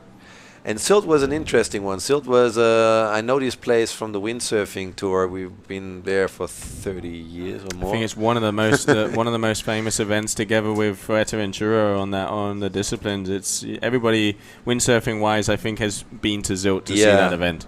It's like the Sylt event, that the windsurfing World Cup is the biggest in the year, and it's basically a similar setup that we had for the kite tour, and. It was in the beginning of the summer, end of June, and we got really, really nice conditions, I have to say. We had 3 days with nice side-on conditions, good for mixed, to display the mixed kitesurf format, mixing up wave riding with strapless freestyle tricks. So it was a perfect example where you can showcase performance in this mixed format. Also, the riders really appreciated, I think, the event there, and we ran a super session. The mixed format on the women's side was Carla. It fitted very well to her riding style. She took the title there, or the win in Sylt, and on the men's it was Ayrton. From there we had just a day break. I remember that was a quick one. We had to jump from Sylt within the day, started in Tarifa. Yeah, hometown. Tarifa, it's a special event on tour. I'm from Tarifa, and it was we didn't have the best of luck there with wind, but it was great to see both of the formats together, and kind of there was a big family feel at this event. Yeah. We ran now. This was the first time in the history, obviously, because we had 2 disciplines together. We ran 3 double events this year, so events where both disciplines were combined, and Tarifa was the first one, which was a really cool atmosphere. And to have all the best athletes out of both disciplines coming together to an event, especially Tarifa, which is a hometown for the sport of kite surfing, boarding anyways.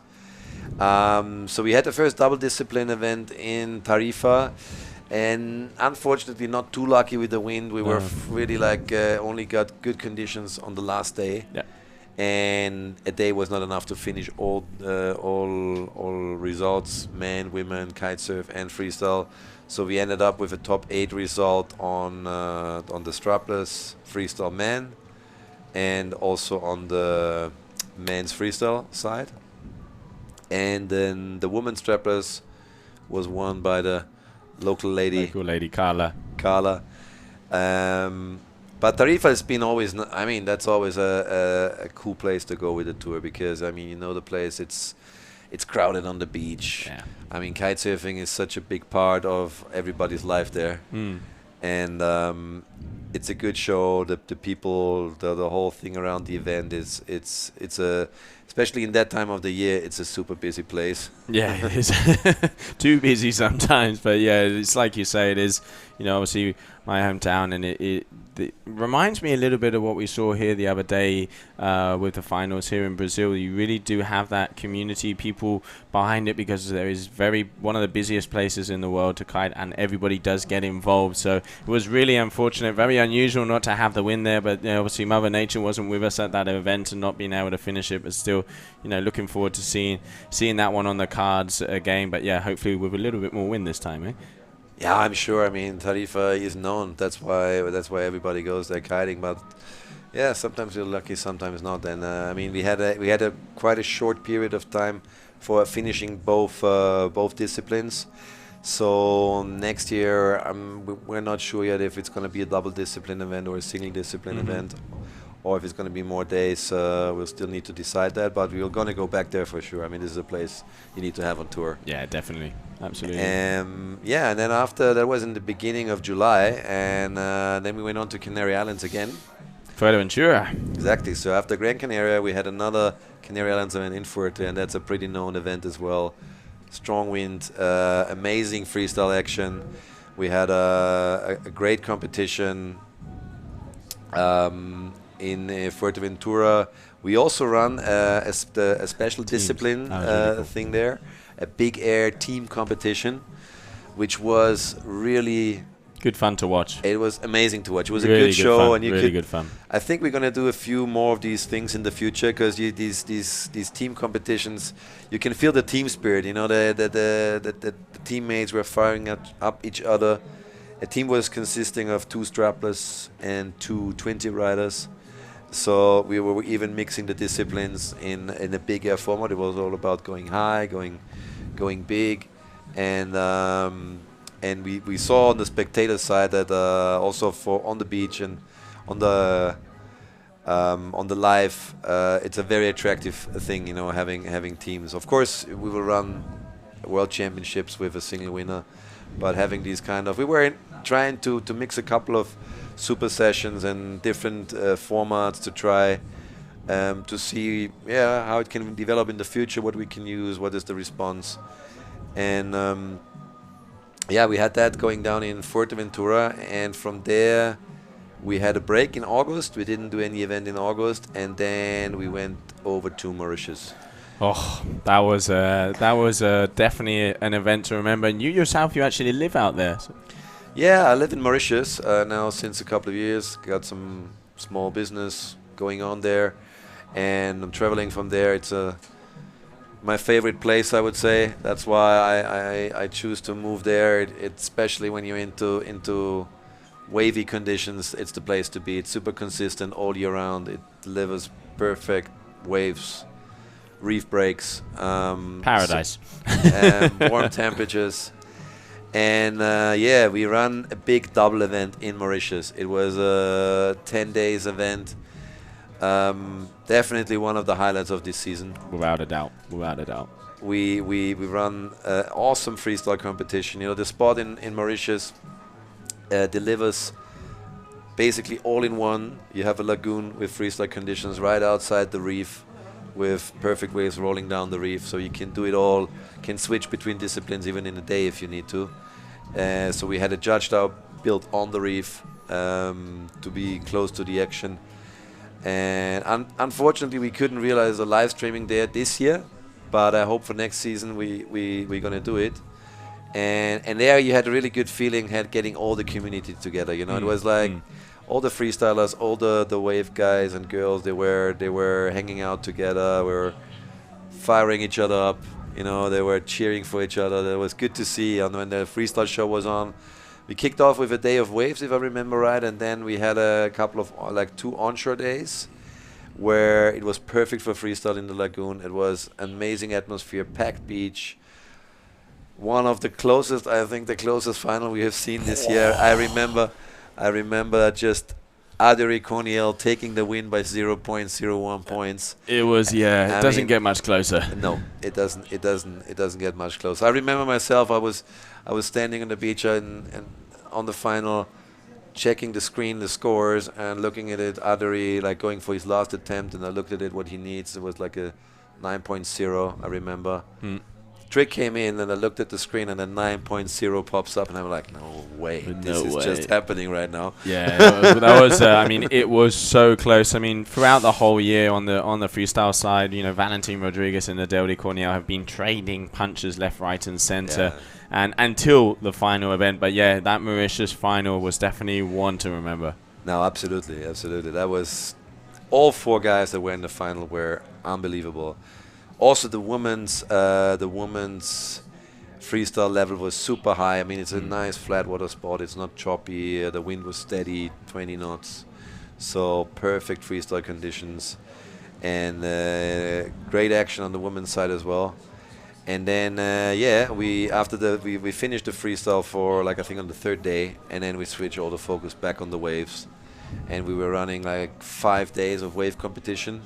Took quite a while because the single double elimination system has quite a lot of heats, and each heat on the wave discipline was around 20 minutes. Yeah, it was long. It was a very long, but yeah, quality was there. And one of the, I think a real standout moment of Mauritius is kind of like what you're saying there, is the fact that it has the waves which it's known for, but on the freestyle side, Mauritius isn't known as much for the inside lagoon, but we were able to have some of the best conditions we've had all year.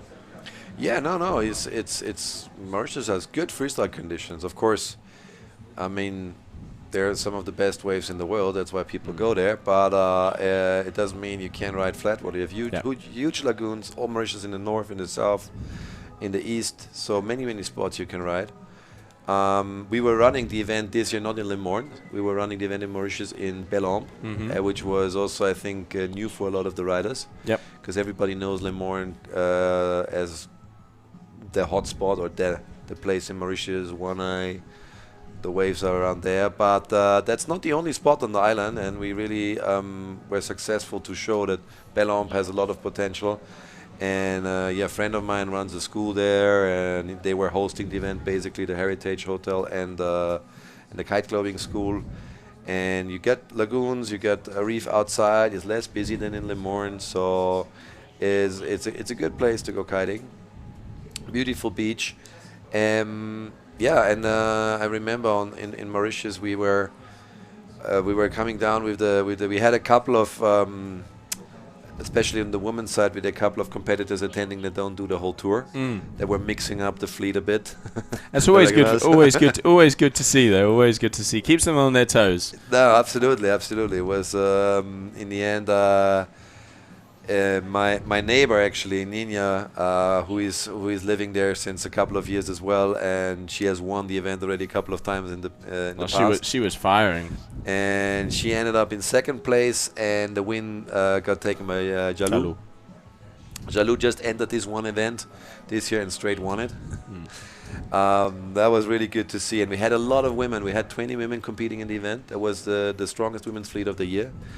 Very popular destination, and also very interesting was we had there was a double discipline event, and we had for the first time competitors that participated in both disciplines. That's awesome. You know? Yeah, we had a girl, and also Oswald Smith was competing in both disciplines.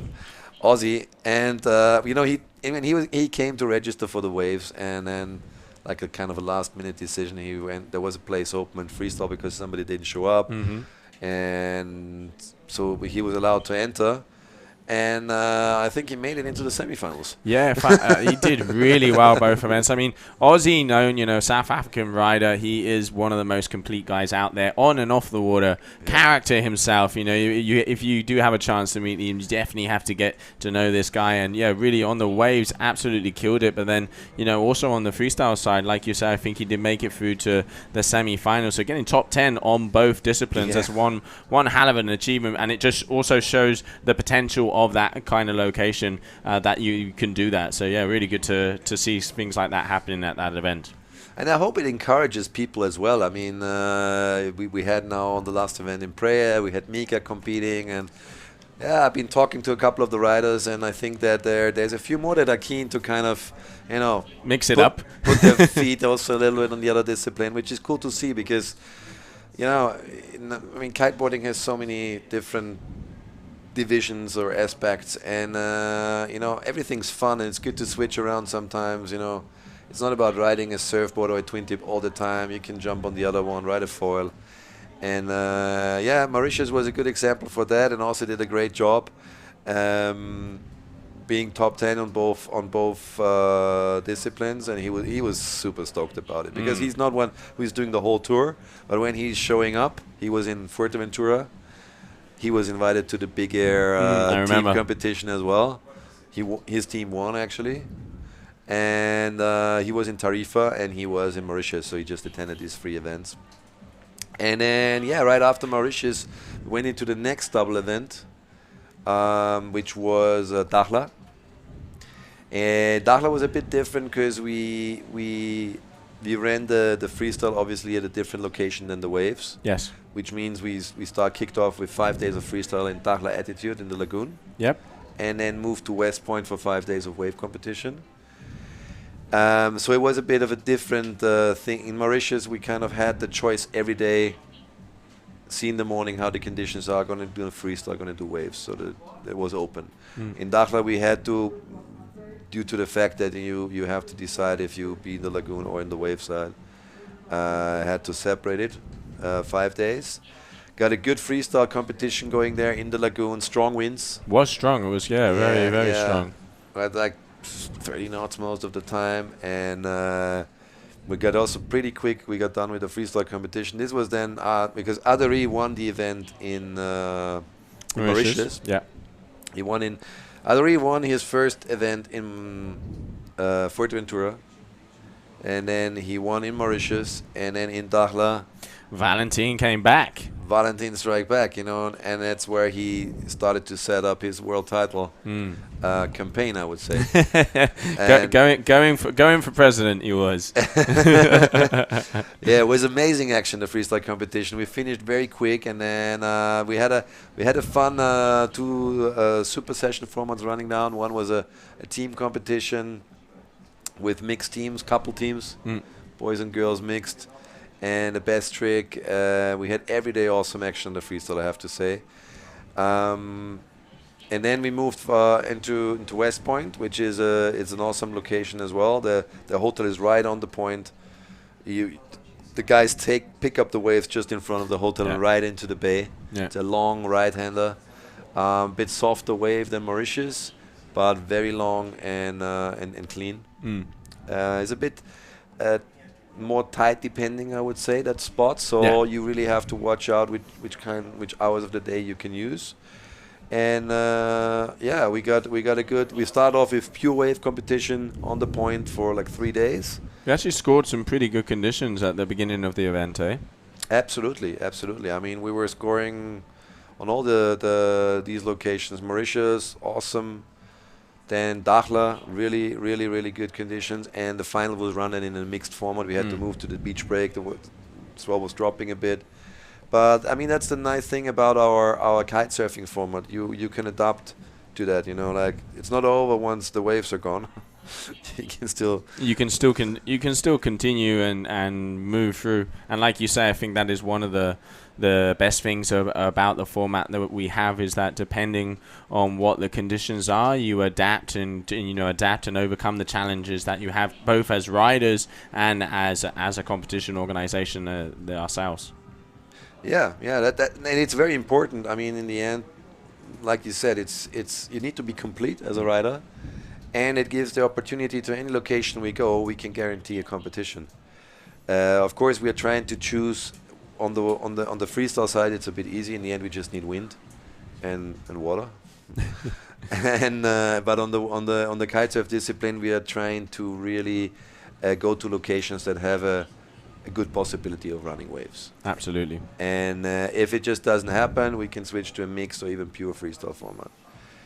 And yeah, that was Dakhla. And Dakhla was the last event before we went to Brazil.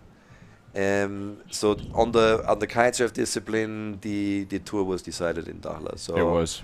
Ayrton and also Carla both already secured their titles in Dakhla, which made it quite relaxed for them, I think, to come here to Brazil. And also on the women's freestyle side, Michaeli had it. already collected enough ranking points to get the title in her pocket. Then we had a month break and then came here into Brazil.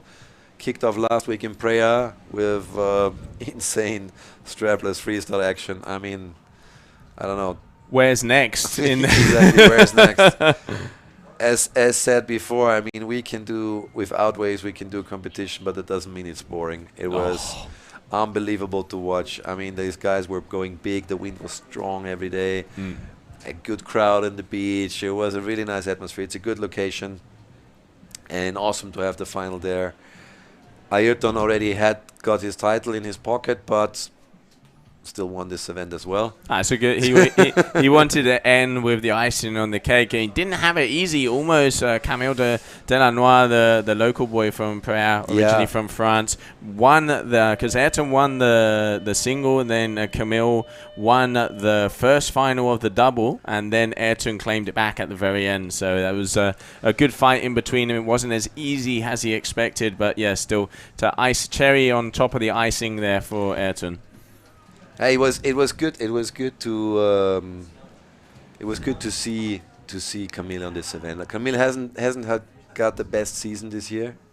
You know, he was a bit unlucky. He's such a good rider, and he just couldn't get the results the whole year through. But finally, in Praia, he really showed everybody what he is capable of. And as I said, he beat Ayrton once. And then the super final, he lost, but second place, he was super stoked with that to finish off the year, especially because he's living there a lot of the part of the year, so it's his home spot. And and on this event on the women's, we had Michaeli Sol for the first time entering a strapless freestyle competition, and well, she took it straight away. She took it, shook it, and mixed it up. Yeah, I mean, Kylie So, 3 times world freestyle on the twin tip discipline area of expertise. Obviously, spatial awareness and such a talented water woman to come into an event for the first time on the strapless side and to take the win. It was unexpected, to say the least. Yeah, I mean, everybody was pretty curious what's going to happen. When everybody saw her name on the starter list, we were like, let's see, let's see. She didn't know herself, and she was focusing on training twin tip. But of course, these weeks before the event, she was all the time on the strapless board. And but it was not only her. I was very surprised about the other Brazilian competitor, Marcela. Oh, yeah, she was really good. Marcela Witt, she was putting on a great performance as well. And these two girls, they will be on the full tour next year. That's great to see. Kitesurf tour. That's Mika wants to do, I think, if she has the time. Try and do as many of both disciplines. And who knows? Maybe she can be the first double discipline, double world champion in a year. She's definitely got a good chance. But I think one of the really attractive things of Mika coming onto the strapless side is we saw throughout from day one until the last day of the event, we really saw all of the other girls, pushing the level up. We've seen, the likes of Frances Kelly, Carla, a lot of the girls really going for it. So I think it's a positive injection of adrenaline to be able to, I think, the whole level of the lady strapless freestyle is going to increase. I mean, we've seen it before, like for example, Bruna, back in her day when she came onto the twin tip freestyle scene, suddenly turned up at an event, nobody really knew her, and for the next few years together with Gisela, they took the twin tip freestyle to another level, which is kind of the birthplace of what we see here today, what we've been seeing here in the Super Kite 2019. I mean, the level in the girls strapless freestyle has risen a lot. In the show was amazing in Praia, and also the number of competitors, like you said, we had maybe 13, 15 maybe the girls? second highest number of competitors for the whole season. Mauritius, we had 20, and I think that it was Praia. So that shows how much interest there is on the girls' side as well. Also on the men's, we had quite a lot of people who wanted to compete. And as an event that's quite surely not a wave event, it's a big number, because we have, of course, high numbers on events like Mauritius and Dakhla, Cabo Verde, and all these pure. Everybody knows you're gonna have waves there, and there's a couple of good guys that sign up that usually don't do the tour. Yeah. Couple of strong wildcards always in these events, but it showed how big strapless freestyle is getting, and how much interest there is. And even here in Cumbuco, I see a lot of people riding on a surfboard. It's a discipline that is coming up through. It's coming up through the ranks. I mean, not everybody lives in the perfect, 6 foot barreling waves. A lot of people do go out in this cross onshore mush, and in the end, like you were saying, it doesn't matter if it's a surfboard, a twin tip, a foil. I think the aim for anybody out there is just to go out on the water and have fun. And to be honest, if the more things you do, the more chances, and you broaden your spectrum of possibility of having the best fun out of every single condition. Yeah, no. There's said I see more and more people. I remember in Mauritius, like a lot of the twin tip guys and girls, when they were off, they went into the waves, ride some waves, and the other way around. You have a couple of the. Here I see in Cumbuco, a few of the boys that were competing last week in Praia. They're here checking out the event, kiting here a bit. And I mean, this Cumbuco here is an awesome place as well, because you can really see how big kiteboarding is here in the local community. It's great to see how strong the local riders are here. We've got on the men's side, we got a couple of names never heard of before, and they can absolutely rip. Absolutely, they did it. We had I think 2 guys out of the qualifiers that made it into the semifinals even here. Yeah, no, it was that's Eric Anderson, and if I'm not mistaken, it was Ribeiro. So Evaristo Ribeiro, both of those guys. Like you say, Eric, we've seen on other events, won the best trick in Dakhla. He's probably one of the underdogs on tour that kind of comes on and off, and a very talented rider. But then this Ribeiro, never heard of him in my life, never seen him, and just went heat after heat, bam, bam, bam, and made it all the way to the semifinals, which is really good to see and shows the potential that this place has. Yeah, absolutely. There is a lot of good kids. I mean, Bebe was growing up, he's living here now, he comes from here, and a lot of those who are on the tour now come from this region, and there are a lot more. It's just not everybody of them has the possibility to compete on tour. You find sponsorship or people to support them, but an event like this gives them the opportunity to showcase their skills and draw attention at them. So maybe these boys that did well, we'll see them on tour next year if they find the needed support. Yeah, and it's a good location for the twin tip here. I mean, everybody loves it to be here, and we had a great event so far. Good wind. Finished already the men's final yesterday. The men's title is decided. Valentin Rodriguez yesterday in an unbelievable tight final again. That's the thing, that the boys were all so close to each other that every position matters. And in the end, it came down, and we made all the scenarios. We calculated all the scenarios, and it came down to the situation that whoever finishes in front of the other, Valentin or Aderi, will take the world title. And they finished 1 and 2 in the event.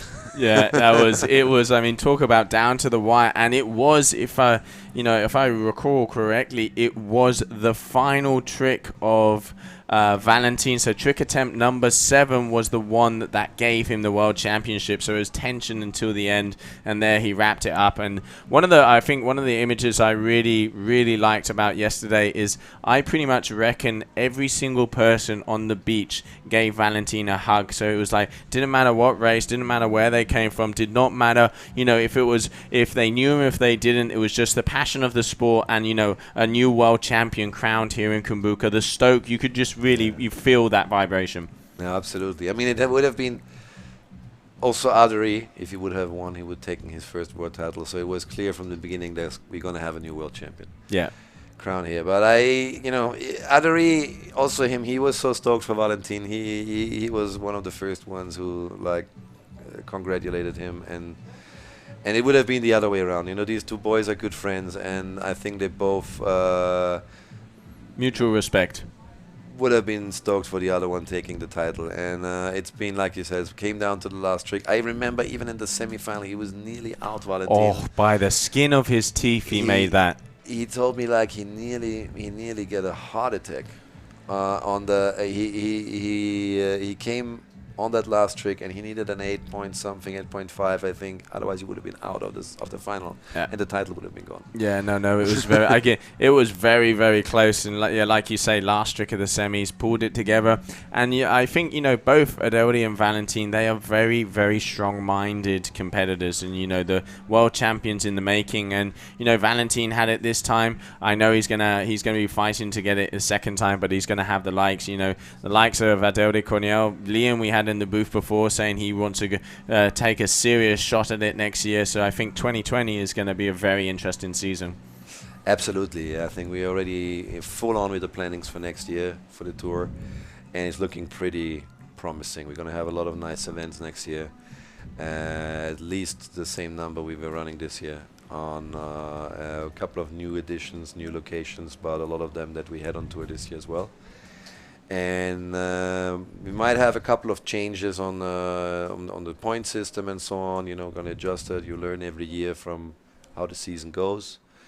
We'll see how this is set up for next year. But there is a couple of people who have the chance to win the world title on the freestyle side next year for the men's.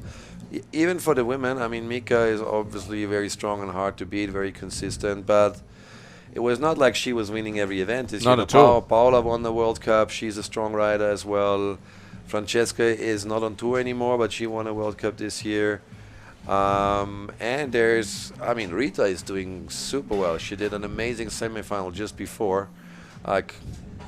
Not missing a trick. She's actually a little detail there. Rita has landed 7 out of 7 tricks for the last 2 heats. So she has not missed a trick in the quarters or in the semi-finals. So consistent and a very strong rider there. So I know Mika's going to be looking at her. Hopefully, as you can see, we're still on standby here at the Super Kite 2019. Wind has dropped out a little bit. Hopefully, it will be filtering back in. I think the forecast said at the end of the afternoon, it looked like we'll be able to go through only 2 more heats left. So semi-final number 2 and the super final of the ladies. And that would mean we would have both disciplines in the bag, and we'll be crowning the champion and the world champion here in Cumbuco. So yeah, Tom, what do you reckon chances are? It does look like the wind's going to be coming back in. Chances are always there. I just saw from the last days that around late midday it's dropping a bit, and then it comes back during the later afternoon. So I think we're going to continue, and we still get another day tomorrow, so it's not the last day of the competition. So I'm not worried about getting this result done. In case we're gonna finish that today, we'll have a super session tomorrow, a best trick thing to close off the season. Oh yeah. Tomorrow is the last day of the GKA season 2019. We'll crown our freestyle world champions tomorrow, and finish it off with a decent party, I guess so. Guarantee so. Yeah, it is a kind of match made in heaven to finish it off here.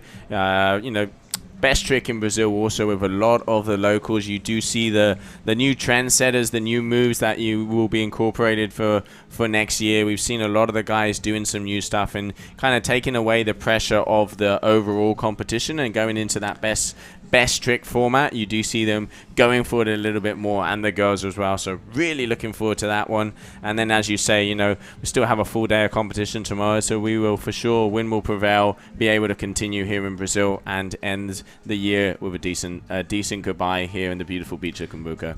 Absolutely. So this is not the end today. We're going to be live tomorrow again, it's always good to these super sessions. Of course, the main thing is the World Cup competition, and but once this is done, we were running a couple of really nice super session competitions this year. because the pressure is gone. Yes, you know? exactly. The riders, really, it's all about one trick. They go big. It's just about, you need to stick one big one, and that's it. And that's like Eric won in Dakhla. And already a couple of the Brazilian locals came up to me and wanted to sign up for tomorrow, but I told them. It's a status quo as well. It's the best trick. It's it also is I think it's a really nice title to have, and especially a place like this in Brazil. It's kind of like, you might have won the contest, but I did the best trick. Exactly. And that's there is, everybody has his kind of special move, no? Yeah. And if you're able to do this one well executed, you can win it, and that can be anything. Yeah, no, absolutely, and looking forward to the wind to come in. I can already start to see a couple guys actually kiting out there. We can see a few kites coming through the competition area. Hopefully, it will start filtering in again, and we'll be able to get the women's discipline in the bag by the end of the day. And then if not, once again, we have a full day tomorrow of action. Well, no matter what happens, we will be here on the stream. So yeah, Tom, well, thank you very much for being here in the stream with me. Good to get a full review of what a great 2019 we've had, and a very promising 2020 on the cards. Absolutely. I mean, we are super stoked with this year. That was the biggest year in the history of GKA so far. But it doesn't mean we cannot grow it even more than this. Absolutely. And I'm very happy how things went down. It's been an awesome season. It's a great team to work with, on all sides. Everybody is doing his job, and for next year, we as I said, I don't want to tell too much yet. It's still early. Keep it. But there will be a couple of nice surprises. Oh, and we look forward to those surprises, and hopefully be able to bring you back on the stream. To all you guys watching, once again, thank you very much for tuning in. So we are still on standby. We're going to jump out for a couple of minutes. Hopefully the wind will start to filter in. Does look like there's more kites out there, so stay tuned as we'll be right back. But we are still on standby. Day 4 of the Super Kite 2019.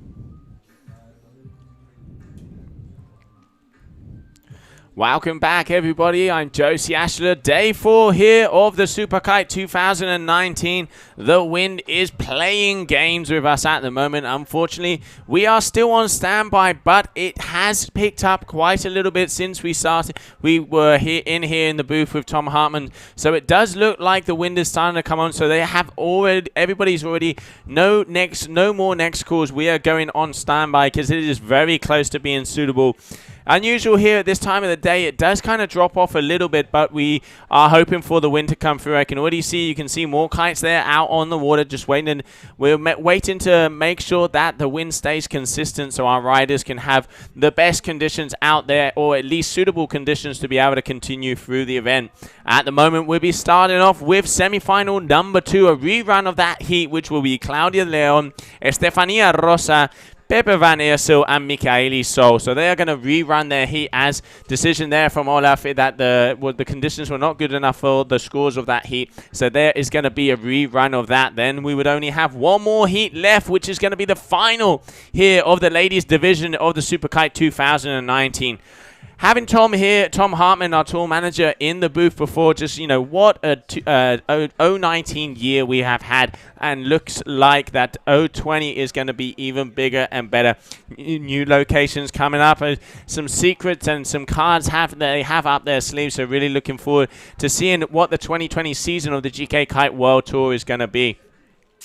Here, what a place to end the year off with a final in Brazil. We had the strapless freestyle up in Praia, right in front of Rancho de Peixe. It was a really nice event with Ayrton Cosolino and Carlo Herrera crowning themselves world champions there. Ayrton winning the event, and then the surprise of Michaeli Sol, the young 3 times world freestyle champion, taking the win in that event and shaking up the discipline. So it was great to see, you know, people doing multiple sports, multiple disciplines there. Then we come down to Cumbuco, where we are here, this beautiful location. This is the mecca of twin tip freestyle. Normally it's very constant and consistent winds playing with us today, but it does have some of the best locations. You know, the famous Kauipe Lagoon, and then right in front of here of Douro Beach, it just, you know, doesn't get much better. Unfortunately today the wind a little lighter in that midsection of the morning, but I'm sure the wind's going to come back. I can already see, as I was mentioning before, there's more kites out there. Does look like there's a little bit more of a tremble out the back,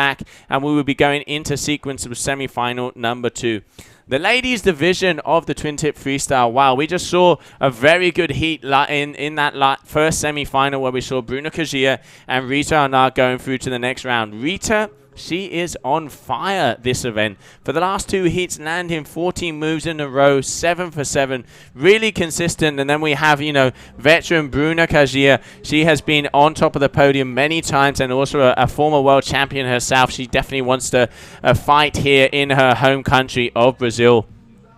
So much local talent and so much, you know, the youth movement here in Brazil, and all the youngsters coming up on tour. It is really great to see how the new generations are just pushing the sport further and further forward. The girls, I mean, they are ballsy. It's insane. I think over the last year and a half, the level has really started to go up, and, you know, we've seen some of the big moves here in Cumbuco, and hopefully we'll be able to, the wind will fill in and we'll be seeing some big moves here once again. So yeah, we are currently still on standby, so still please do bear with us. We will make sure that as soon as we go back online, we will be telling you, we will be sharing it over the social media. Make sure you get that shout out. We will really appreciate all the shares to all your friends, so you can see the final here of the Super Kite 2019's women's discipline. Then tomorrow, if we do finish this the women's discipline, which we know we will either today or tomorrow, we're going to be doing a super session, which will probably either be a teams event or a best trick. So make sure you know when we're going to start that off. We'll get all the information out to you, as those kind of events, the pressure is off. You can really see how the guys and girls are enjoying it a little bit more to be able to take that best trick title home. And then we're going to have the ceremony, the world champion ceremony on Saturday, where we will be crowning our world champions and ending off the year with a nice party here at Douro Beach. So yeah, if you're in the Brazilian vicinity, if you're in Cumbuco, make sure you don't miss that Saturday party here in Cumbuco and those podiums of our world championship. So yeah, we're still on standby. Bear with us, because we are very close to going back into sequence.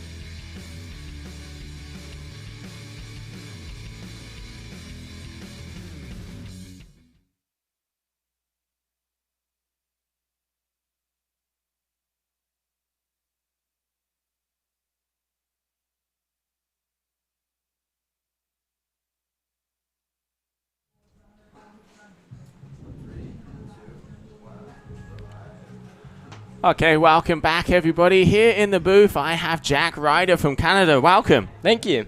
So you are very solidly involved in the obstacle side of the kiting sport as well. It's a very niche market. We had Craig in with us as well. He's one of the pushers of that kind of discipline as well. Tell us a little bit how that works.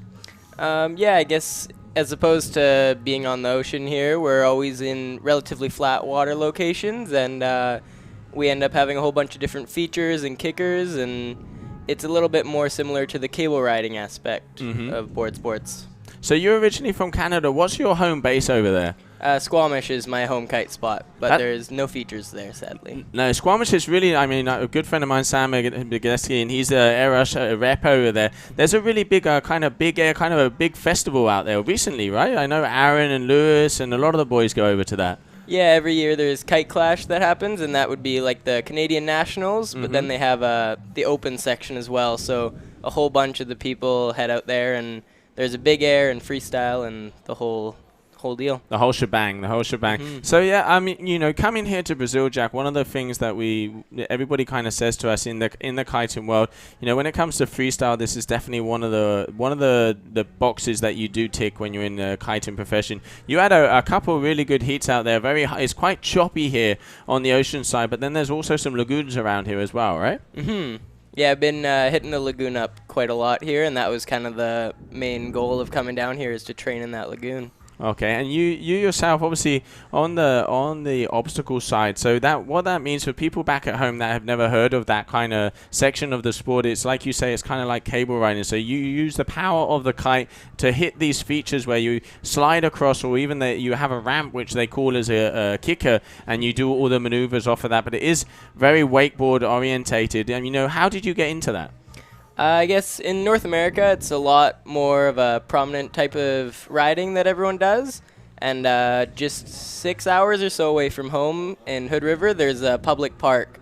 And as far as I know, it's the only public park in the world. And you can just drive down there and spend as long as you'd like riding the features, and everyone's welcome. It's pretty cool aspect there. Yeah, I think one of the guys pushing it, and then now the whole kite park league scene, going to different places over the world and being able to, I think, push a part of the sport that it is quite niche, but still it is a really important part of the sport, because I think one of the things to be able to multi-discipline the and I ride the one with the grind base. That would be the one thing that's most important. Anybody that tries for kites that you would for freestyle, but boards, there is quite a little bit of a difference. Like wakeboards, they're the same way that the freestyle riders and the strapless riders sometimes are doing the different disciplines as well. I think it's cool. It's like that's why they do the hood jam, if I'm not mistaken, and it is a really fun part of the sport. Normally a bit longer, a bit wider, obviously, to be able to balance and press out on those sliders, and then also because you couple of days, so that's an essential. And beyond that, I ride a bigger board for the park set. Well, I remember back in the days we did a core jam in Australia with Toby Bromwick, who's the one park side of the sport.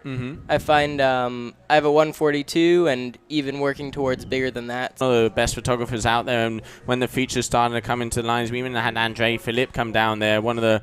And a lot of the people there are just learning to kiteboard, but that's an aspect that they would be souped a little nicer, just for getting the tip and tail to press on the rails and everything. And beyond that, for some people coming from cable, it might be a way to attract those kind of people to come into the kite. So a lot of the times you are really, as you come off of these features, you're landing without any slack on the bar, so you really need a different industry. Yeah, absolutely. I mean, we just spent a month in the Philippines at CWC. A surface area to come down. What kind of differences, obviously yourself being part of that discipline, do you have to have in the different types of equipment? Yeah, so I guess from Air Rush we've got the two different live wire we're excited about getting into, as opposed to maybe the Big Air, which is so different from the type of riding that they've done on a board before. Okay, and equipment-wise, is the obviously I presume you use the same type to keep enough power, Yeah, of course, to be able to because if not upwind ability, the rest of the things kind of you do lose out, and then you want to try and have things that you can do all the different disciplines on the woods and enjoy. And I know there's a lot of very talented riders. We've had also a couple of guys to go into the rails and hit the kickers and everything without a grind base. Your board will be dead in just a couple. So, I mean, coming from Canada, there's a huge kiting scene up there. We were hoping, you know, maybe next year we can Be there for the whole King of the Air and everything like that. And then from there, I haven't quite decided, but either go to Canada or the US to be able to have a GKA Kite World Tour over that side of the pond. it's a fine line. You would like more rocker, but at the same time, with the kite, it's a little tough. A lot of kiters that if an event would happen over in that section of the world, it would be a very successful one.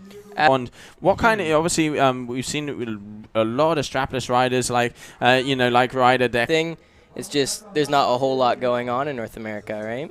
No, not at the moment, but I'm sure, you know, Hofka down in Hood River, if I'm not mistaken. No, Cape Hatteras, excuse me. Also, Bear Kelly, some of the people listening on the stream, hopefully we can get something happening over there, because it would be nice to go over to that neck of riders from Eros coming from that side. It would be good to get over there, because it is such a big market, and I think there's... Absolutely. I mean, the freestyle aspect of the sport is something that I've always been super into. But because there's just not really much of a tour going on or anything in North America, I really gravitated towards the park riding, which is cool, but I'm really motivated to try and get into the freestyle tour and everything.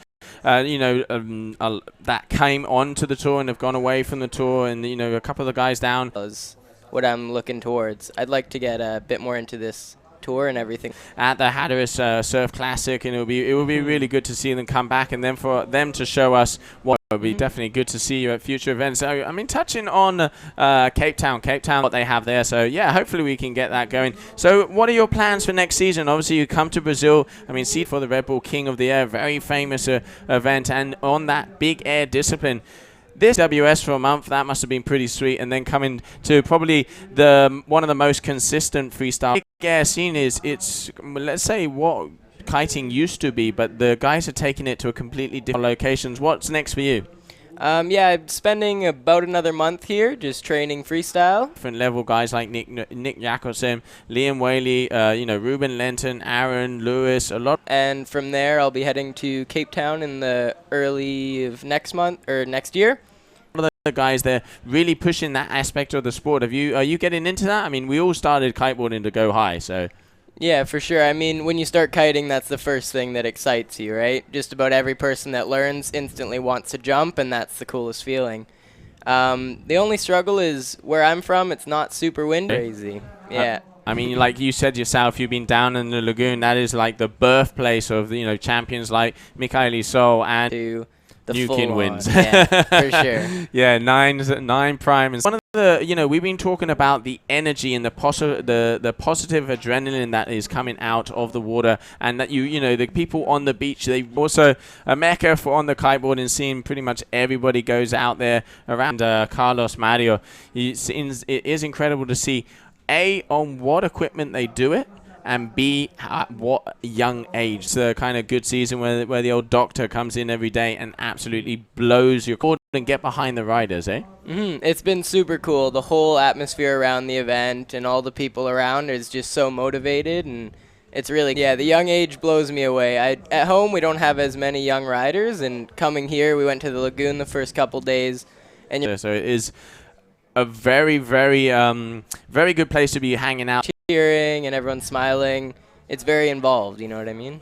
Yeah, it definitely is. And then there are a lot of local Brazilian riders that absolutely... These kids that look like they're maybe 8, 10 years old just doing doubles, and it's insane. Yeah, it is really good to see I think the vibe that there's down there. One of the things we've been talking about here, I had Tom in the booth before. You know, is this your first time to Brazil, Jack? It is a 9-meter day, so I've definitely fiddled with it, but going to Cape Town will be my first. I've never had that in kiteboarding. Yeah, no, it is. They really do welcome. And, you know, we had a 17-year-old Valentin Rodriguez taking the world championship here in Brazil from certain aspects of the outside world, so it pushes them in a positive area where they get, you know, I think these kids go by on a 5-10-year-old kite and still do exactly the same. So, you know, you kind of, when you started at the final event, the level of riding on the male and on the women's side, it's just going huge. It being education, forming part of a community, those kind of key values that obviously sometimes he's under huge pushing itself. I mean, you see yourself saying you're going to be spending another month out here. I know you're going to be landing some new privileged kids don't have the opportunity. Yeah, for sure. I think the sport of kiteboarding, that's part of why I got so into this. Complain, "Oh, I can't do this move because my kite isn't working properly." It just completely shuts you up because, you know, it is definitely the rider. The equipment helps, but, you know, these kids, I think it's such an opportunity that they have with the sport here. And, you know, kind of like Kaiju and Cumbuco, which is a association where riders like Eric Anderson help out the youngsters, get them in the water, which, you know, obviously takes the young generations coming up. And, you know, especially one of the things that always blew my mind away about the Brazilian riders is you suddenly see... I saw Sam Light do it in his edit de Brazil, and that was when I first found out that that was even a thing. I didn't realize. Appreciate and respect riders here, you know, because it is one of the places that pretty much anybody involved in the judging criteria is based on grabs, smooth landings, and whatnot.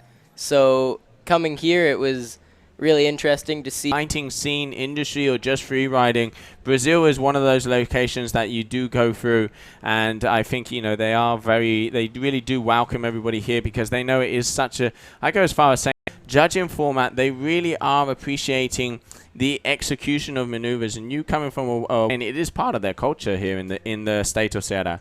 Yeah, for sure, it's pretty neat. It's just so accepting. And it's so cool to see everybody at the beach always happy. There's a lot of different sports where you can feel really intimidated when you're learning or coming to a new spot. And wakeboarding cable as well, that must really play in your favor. Yeah, for sure. At home, it's not, I can't quite believe how many young kids there are getting into it here. So let's go on a little bit. Quite as lean towards doing more spins and doing double handle passes and whatnot. A lot of that level, and try to incorporate my style into that insane level. Because I saw on one of your scores you had innovation maneuvers. If you're here for a month, what kind of stuff are you working on? And then also, I figured that one out, and it's kind of become one of my go-tos. Okay, yeah, no, it definitely looked really nicely. So for you back at home, what a rewind is it? It means produced a new move in the competition that hadn't been seen before. Run me through that one. Yeah, I guess that was something that at home means that they do a handle pass spin one way, stop mid-air, and then pass the bar completely the other, either landing wrapped or blind depending on the way you do it, or passing it in the air. Like you say, it's something that comes from wakeboard, which once again, great to see the multi-sports and the multi-disciplines kind of... You could do rewinds from freestyle. I've always seen it in the cable and kite aspect on features. But when it was definitely a very, very it changed a lot of the game on the rewind scene. He was always ready to show me the ropes and be out there on the water welcoming you. Yeah, no. When it comes to doing air tricks, I didn't realize that was a thing, and that was something that I thought was just the coolest trick to me. And just last summer, guys that welcomed us in, showed us the ropes, and then you kind of filter out. So it's getting younger and younger, and you guys are pushing the veterans on tour. And I think it's good because winters there with Sam back in the day in Australia. So yeah, he is missed, and yeah, we actually had Sam here on the stream this morning. So yeah, Sam, we want to see you at an event, mate. It will be great to see you rewind. It just makes the general level get bigger. Let's talk a little bit about the girls here, Jack. So the girls, he has done a lot for the sport, and we also have guys like Tom Court here in Brazil, and yeah, he is also, Sam is also one of the level over, I'm going to say over the last year has just skyrocketed. We've seen the likes of Michaeli So. When I first got into kiting that aren't in the scene anymore, and that's something that I would have been looking forward to riding with them. Choreographer, gone from the kiting scene, going more into the media and into the video scene, pushing the obstacle scenes as well. You must have been at a couple of events with him. Yeah, for sure. Definitely new people coming through, and I've been lucky to have the people that are the different generations, how they evolve and go forward. And like you say, guys. I guess it would have been at Triple S 2 years ago now, and he was super. Giving her a run for her money. We've been talking about Rita. She's landed 14 tricks in a row. Hasn't got her hair wet for the last 2 heats. Me teaching me what's up. Yeah, no, I think it is good to see. In the end, that's how it should be. When we were youngsters, we had the guys like Martin Vaughn. He's always been someone that's super welcoming, being so high in the sport, and I would sharing and taking a bit of the good sections of every different sport and incorporating it there. And yeah, I remember that. Producing very, very technical and powerful moves out there. Obviously, you spending time here in Brazil. How is it like having them on the lagoon? That's a really good thing about this sport. Yeah, absolutely. It is a bummer. There's some people that I always looked up to and really pushing women's kiteboarding, but then all the rest of the fleet also equaling and giving different thing to do here, as opposed to maybe the strategy that I was lacking with the heats. But you can't progress without seeing that level. I think without watching someone do something so far beyond saying 7.5 minutes until the start of that heat, so does look like fun where you just get to go for it and see what you can land. Yeah, I think the pressure On what you're capable of, you don't realize that that's really where it can go. You reach your level where you're like, okay, I'm at the top. Beautiful winds in Cumbuco are starting to prevail. We'll come back in and hopefully we'll be able to do this semi. And sometimes, you know, we were saying it is you do get the kudos if you win the best trick. And we'll have the final heat of the ladies, and that will be the final heat of the competition as we will be crowning the winners here. I think I'm capable of. And then you watch someone do a slim 9, and it kind of sets you back into place. And you're like, okay. All right, Brazil. Okay, it's not like the glory of winning the event, but it is an important trophy to have champions. And then tomorrow, by the looks of it, Jake, we are going to be having a best trick competition.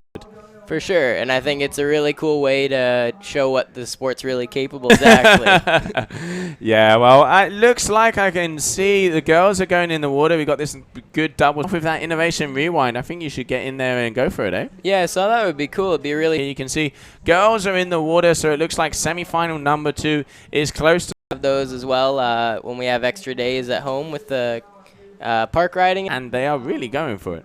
Yeah, I think that's what you need. That was my main goal here. Obviously, having all those people, and that's when the level really gets pushed, when it all comes down to what single trick you can do, right? Yeah, I think it is a good aspect of the sport, and it does make you guys go for it, and the girls as well. So, yeah, well, really good having you in the booth here, Jack. Thank you very much for joining us. Look forward to seeing you more on tour next year, and hopefully, you know, soon we'll be able to do an event over your neck of the woods and enjoy, you know, Squamish or US or something over that side. Absolutely. Thank you. Yeah, thank you, and I'll see you soon, eh? See you soon.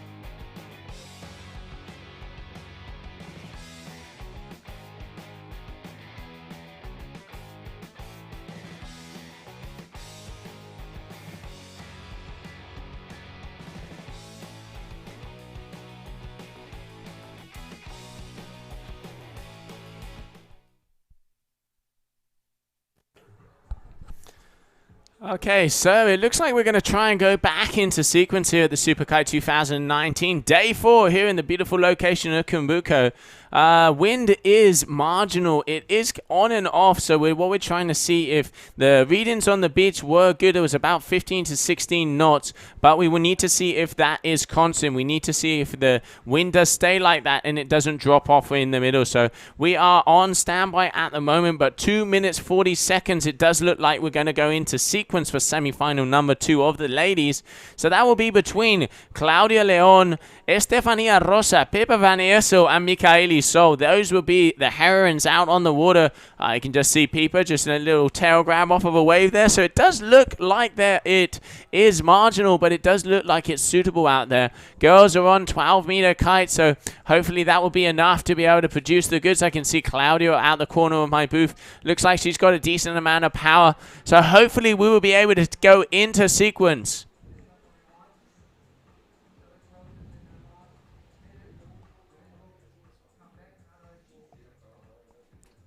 Just bear with me a minute here. I'm just listening to our race director, Olaf Antor, to see what he's saying about the conditions.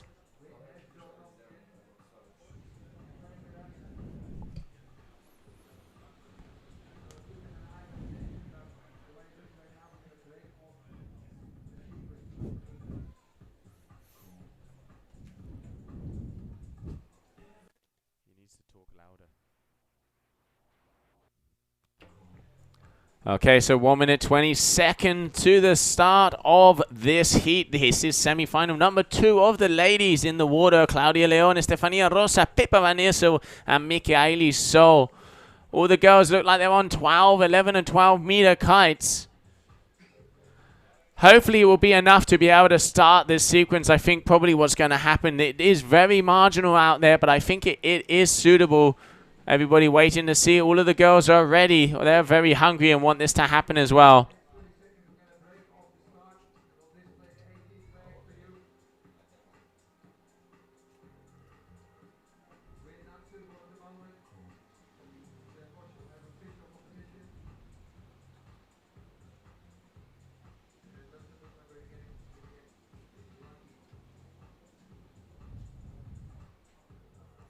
Okay, so 30 seconds to the start of this heat. I'm just trying to wait to see what's happening. Just bear with me. I'm listening to what Olaf is saying.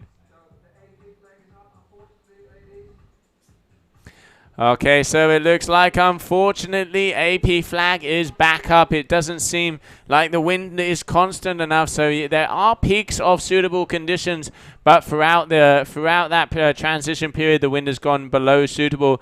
I can see Michaeli here. There's a nice slim on the inside. Obviously, Michaeli wants to get this heat started. She is hungry, so she's pushing as hard as possible to get this heat done and get this in the bag, because she wants to be able to take this win here very soon. But she's going to have to battle it out a bit against some big names out there. So far, conditions are still not suitable, so we are still on standby, and we'll be right back very soon.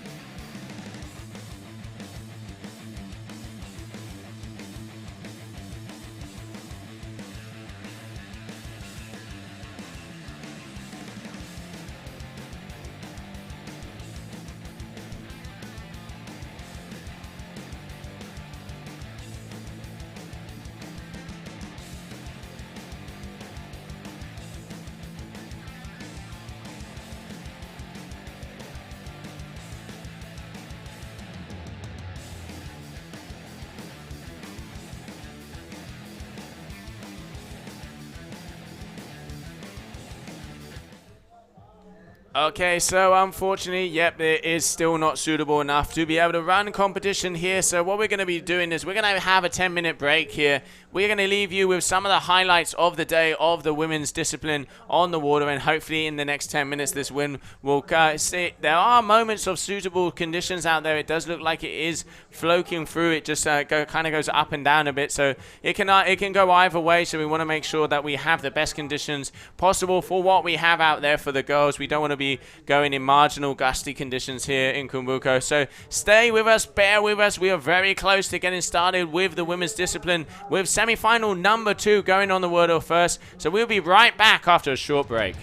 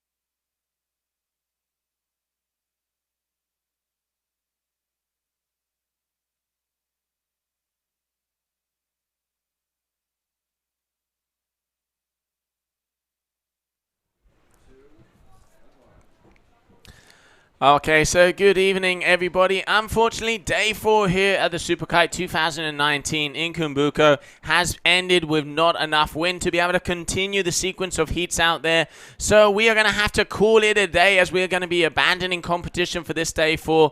We'll be coming back tomorrow, starting off with semi-finals number 2 of the ladies, and then going into that super final. Then we would be doing the podium of the women and the men, and also the World Championships podium. Make sure if you are in the Cumbuco vicinity tomorrow, we have the party here of the closing of the year and the closing of this event. So I'm Josie Asher. Thank you very much for tuning into the stream, and we will be back very early tomorrow morning.